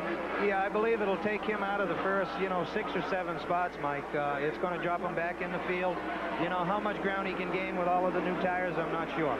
There are 2 men in this race that have set NASCAR standards for gas mileage, and they're at the front of the field. Darrell Waltrip with a Randy Dorton engine, and there is his crew. And Jeff Bodine with a Waddell Wilson engine is the 2nd place car. Pole sitter Morgan Shepherd gets his service. Gas from the Bob Rahilly and Butch Mock crew. And Shepherd is back out with 18 laps to run. Right behind him, Mike Waltrip coming into the pits the second place finisher here in June. And Mike Beam will put gas in the Waltrip car, and they have tires ready. There's Kyle Petty being passed by Darrell Waltrip. Left side tires going on Mike Waltrip's car. And the pit sign out for Ken Bouchard, who's been battling with Mike Nossinger for leading rookie of the race. But Waltrip is staying out. Jeff Bodine. Bodine on pit road. The second place car, Waddell Wilson bringing him in. This will be fuel. A look at the tires, no more. Jerry Schweitz, the gas man. Away goes Jeff Bodine.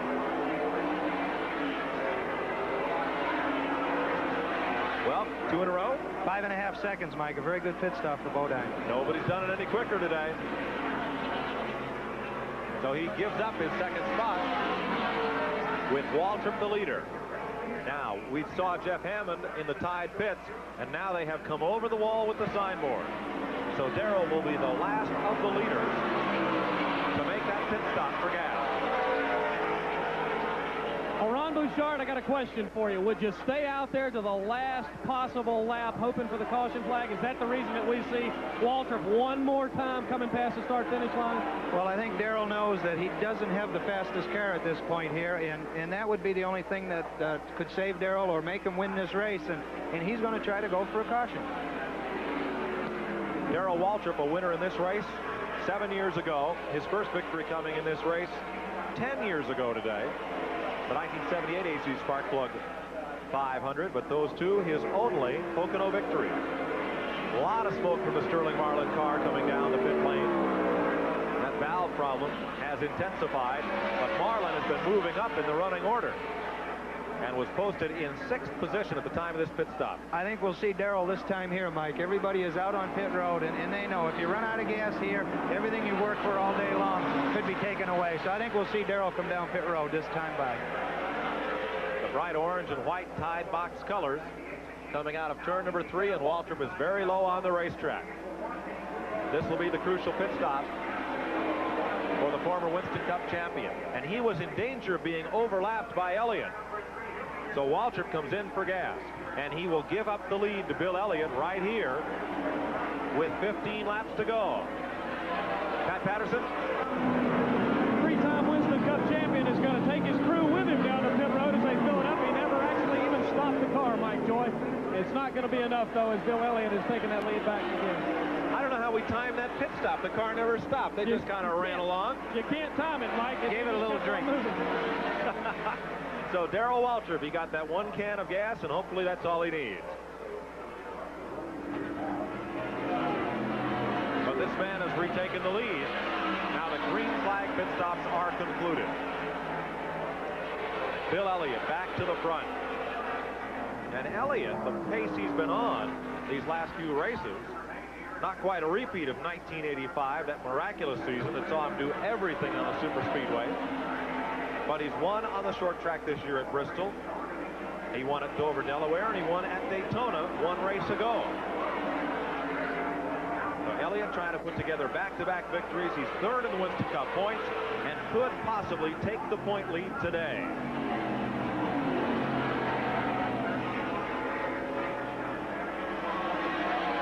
We had a viewer write in and ask if Bill Elliott was growing a beard. There's a look. Few chin whiskers there, and Elliott said he got a little bit of sunburn and didn't want to aggravate it by shaving. I think he's trying to go for the Don Johnson look. Well, if he likes the look, it may stay there. Who knows? Can't answer that one.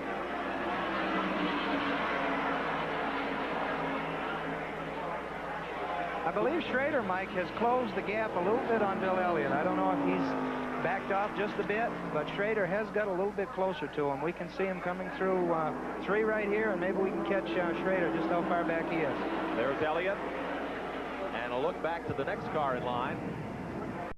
Second car back will be Schrader. There's one lap car.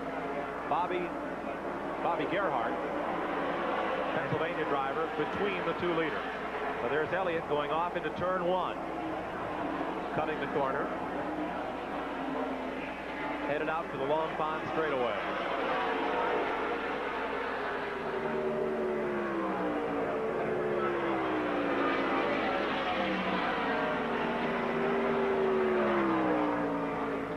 13 laps to go. Elliott, the race leader. Schrader in second. Bodine, after that very quick stop, up to third. Labonte is fourth. Davey Allison the fifth. A Ford. 3 Chevrolets and a Ford. Davey lost a little bit of time on that pit stop, Mike. He came in third. Now he's running fifth. A look from the Goodyear Blimp America at Bill Elliott down the front straightaway. Kind of looks like Tent City there. Those are the corporate hospitality tents. And looking for Ken Schrader, the second place car.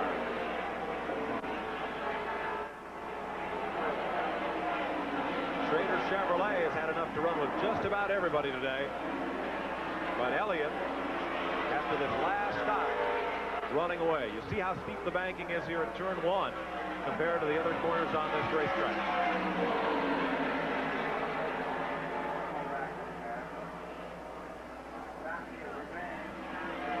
Bill Elliott, pick him up at the front of the pack. There's Elliott, right side of your screen. A healthy margin on Kenny Schrader.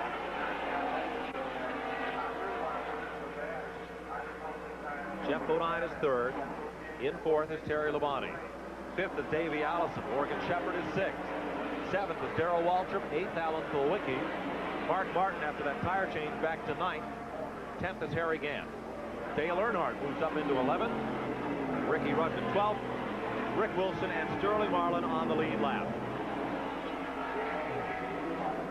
And right now we have Terry Labonte, who has chased down Jeff Bodine, and we have Davey Allison trying to close on the two of them.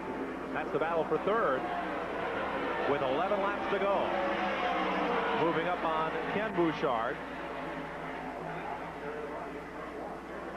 Third and fourth place, Bodine in third.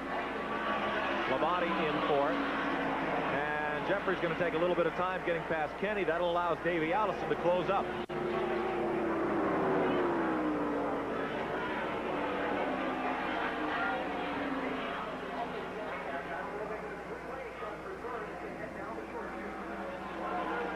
Skip Wade calls up from North Attleboro, Mass. Wants to know how driving the race car, if that's harder work than commentating on one of these races. Driving a race car, I think, is easier, Mike. This here is a lot of work. It's something new for me. First time ever. I've done some radio. This is really the first live TV I've ever done.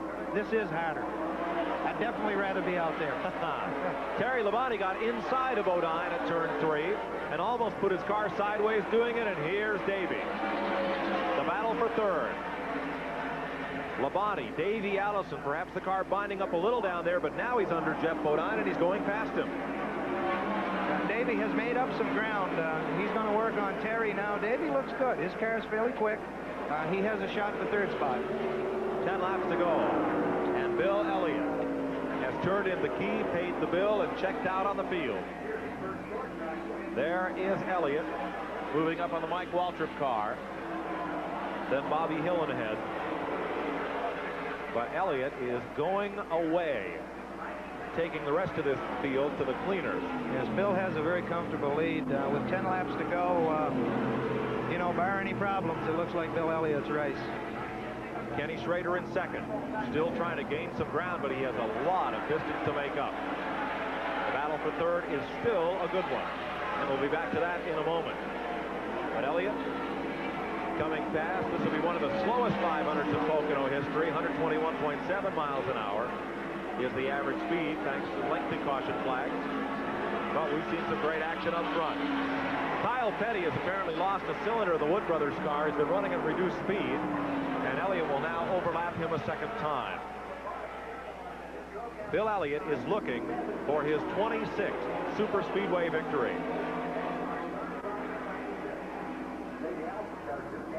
Ken Schrader all alone, trying to pick up that win number 1. He's run 106 NASCAR races, and he's been close, and he is close again today. This season for Schrader, again, he had that pole position at Daytona for the 500 in February, perhaps the most prestigious pole of the year. But Schrader is on his way to what will certainly be his best finish of the season. 3 tallies in the win column this year. And here is the race for 4th. Make that third. Yeah. Third. Terry Labonte looks like he had trouble or something. He's slowed. Labonte is slipping back. Yeah. He's probably having that clutch problem, Mike. That, or perhaps he got worked up high in turn number 1 and took a long time to regain that momentum. Bodine stalking Davey Allison. The two have moved their way up through the pack together after green flag pit stops. Each now has found a drafting partner. 7 laps to go. There they are, Allison, Bodine, and Labonte. Davey dipping to the inside of the racetrack. Trying to break the draft on Jeff Bodine. He just moved to the bottom of the racetrack, and Bodine followed him right to the bottom.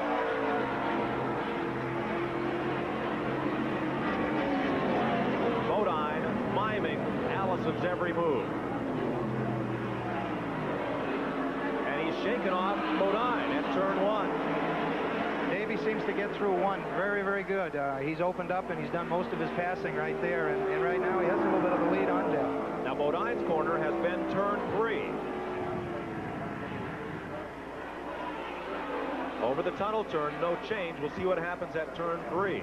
Now, what should Davey Allison's big concern be? Trying to shake off Bodine or trying to catch the front 2?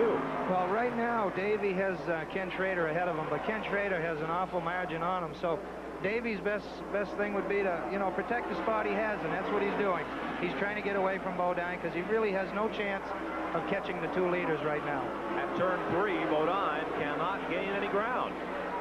So with 6 laps to go, this is the race for 3rd. Elliott the leader, Schrader is 2nd, Allison 3rd, and Bodine now the 4th place car. Terry Labonte is 5th, 6th is Waldron, 7th is Shepard, Kulwicki up to 8th, and Mark Martin 9th, Harry Earnhardt 11th. 12th is Ricky Rudd, 13th is Rick Wilson, Sterling Marlin is 14th. Those are the cars on the lead lap. 5 laps to go. Next time passed for Bill Elliott. Looking for his 27th career victory. He's won 25 on the speedways and 1 race on the short track this April at Bristol, Tennessee. In a career that spans only 13 seasons, Elliott has racked up $7.2 million in earnings. Not a bad payday.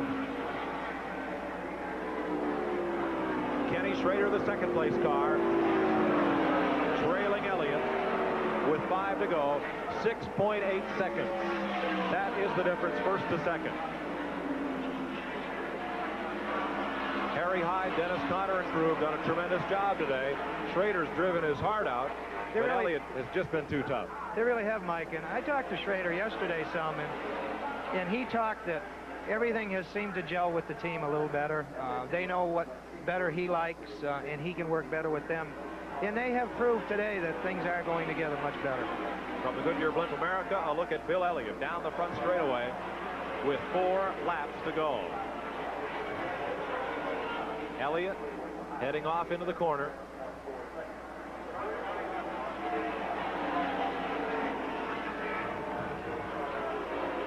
Moving up on one of the slower cars.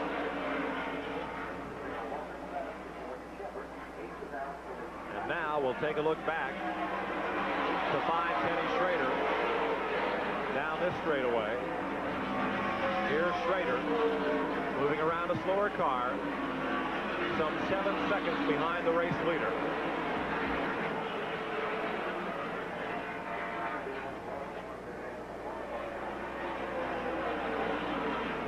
Behind them in 3rd, Davey Allison trying to drive away from Jeff Bodine. Allison going to come up with a super finish here today. And here across the stripe, Bill Elliott. 3 laps to go. He laps past Sterling Marlin. We have Davey Allison now, Mike. He has opened up a little bit on Jeff Bodine. Quite a bit, for perhaps not enough to catch Kenny Schrader. A look at Davey as he whistles past. 3 to go. The signal from Harold Kinder, the NASCAR chief starter. The interval seems to be about the same between 1st, 2nd, and 3rd. About the same distance, Mike. I am trying to remember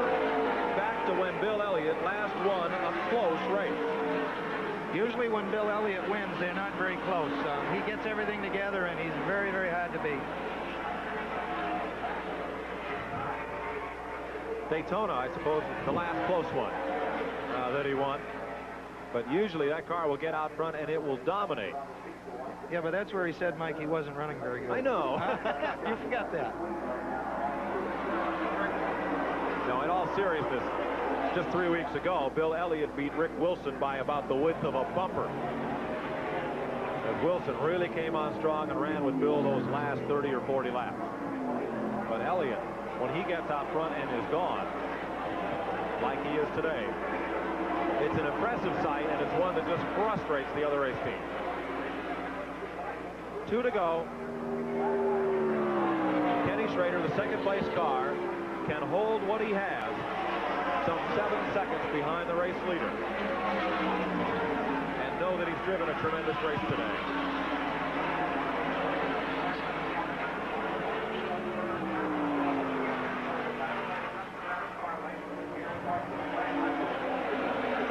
Kinder readies the white flag with a red-headed driver from Dawsonville, Georgia. There's his crew. White flag for Bill Elliott. Will follow him around this final time.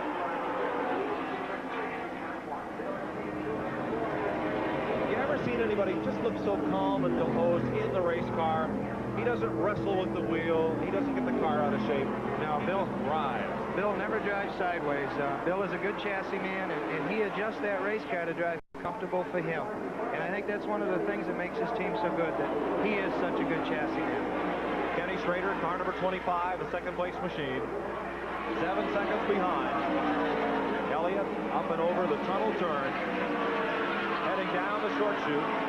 And Labonte will lose a spot to Mark Martin on this final lap as Elliott heads for turn number 3. The final corner and the final mile of the AC SparkPlug 500. It will go to the Coors Belling Ford Thunderbird. His 27th career Winston Cup victory. Bill Elliott takes the checkered flag.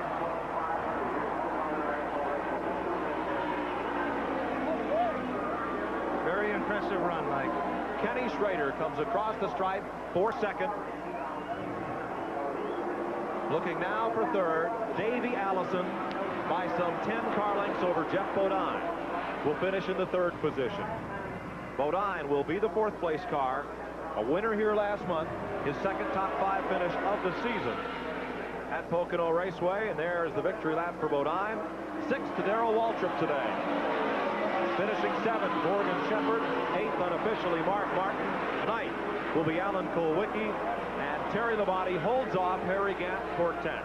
And in the battle for rookie of the race, Brad Knopsinger beats Kenny Bouchard by some 3 car lengths. Let's go to Bob Heiss.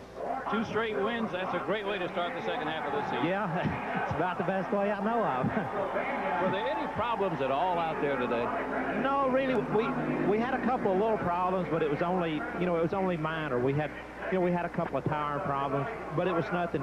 With the rain last night, it washed all the water, all the rubber off the racetrack, and I think everybody was kind of in the same shape. You were just, you were kind of out there running and laying down new rubber, but yet you're having to race at the same time, so it just abuses the tires a little more. But basically, no problem. It was a kind of a day, too. You had to change a lot of strategy. You had to think about possible rain early in the morning, and then the tire situation.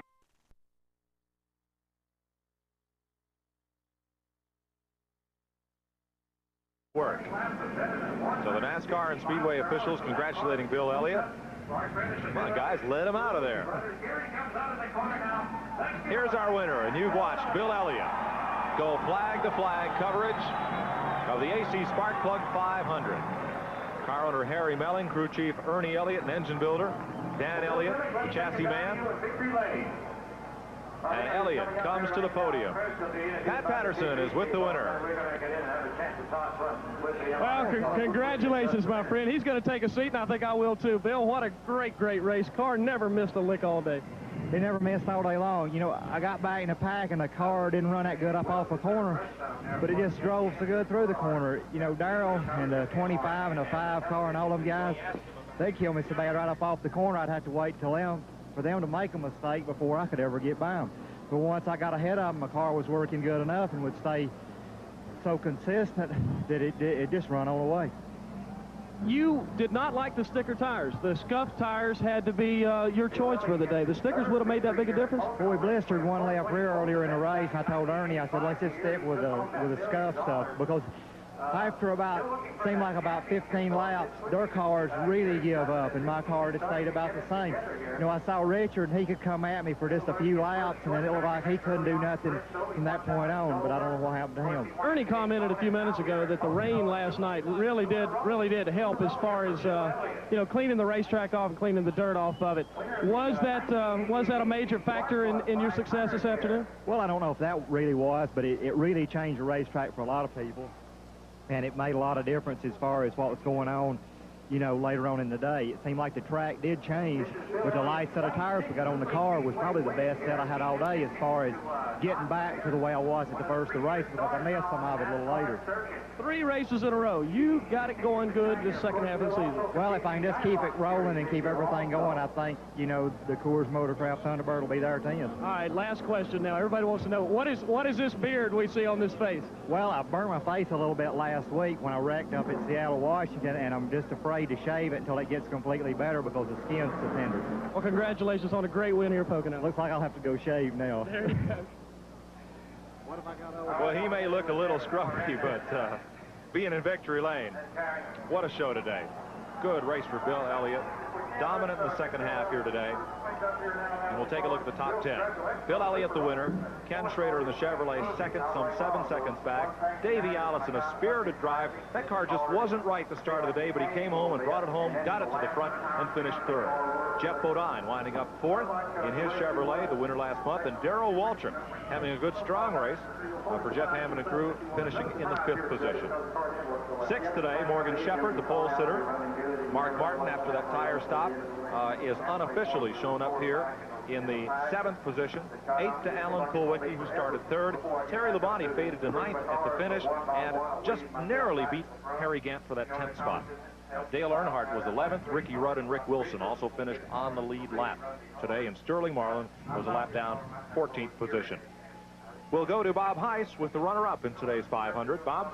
Right, second place finisher Ken Schrader's right here, getting a little drink of something to cool himself off. What a great run for the Folgers team once again at this track. Well, I tell you what, we weren't never quite as good as we needed to be all day, but you know, when we come into a series of stops there at the end without a bunch of yellows in between, the Folgers team just kind of jockeyed us around. They took us from like 6th on up to 2nd there, and we were just able to hold on to them. Did you have any close calls at all during the day? No more than the normal 30 or 40 you have every 511-mile race. Well, it's still a great run for this team. The Harry Hyde and Folgers team's always real strong here. Well, I'll tell you what, this is never one of my favorite racetracks. In fact, I just didn't like it at all until I got hooked up with Harry Hyde and Dennis Conner and the Folgers team, because they flat got this place figured out. What about Talladega next week? Well, I kind of like that place now. That's a whole different deal. So we're looking forward to that. Okay, thanks a lot, Ken. Kenny Schrader, the 2nd place finisher. And it is a throng in victory lane as Bill Elliott is congratulated and receives the accolades of victory. Boosts his career winnings up into the neighborhood of $7.3 million since he began Winston Cup racing in 1976. For Ernie and Dan and their dad George and that whole crew from down in Dawsonville, Georgia.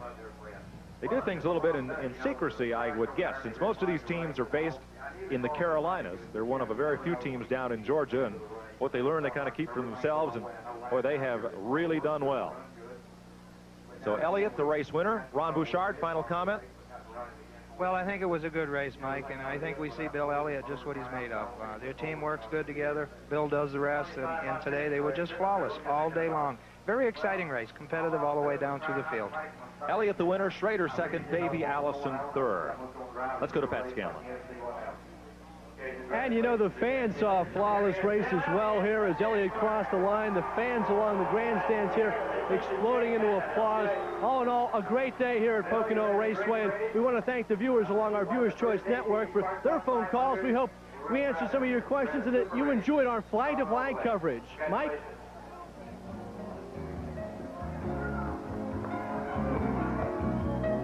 For Ron Bouchard, Pat Scanlon, Pat Patterson, and Bob Heiss, This is Mike Joy congratulating Bill Elliott on his 27th career Winston Cup victory in the AC SparkPlug 500. Thanks for being with us.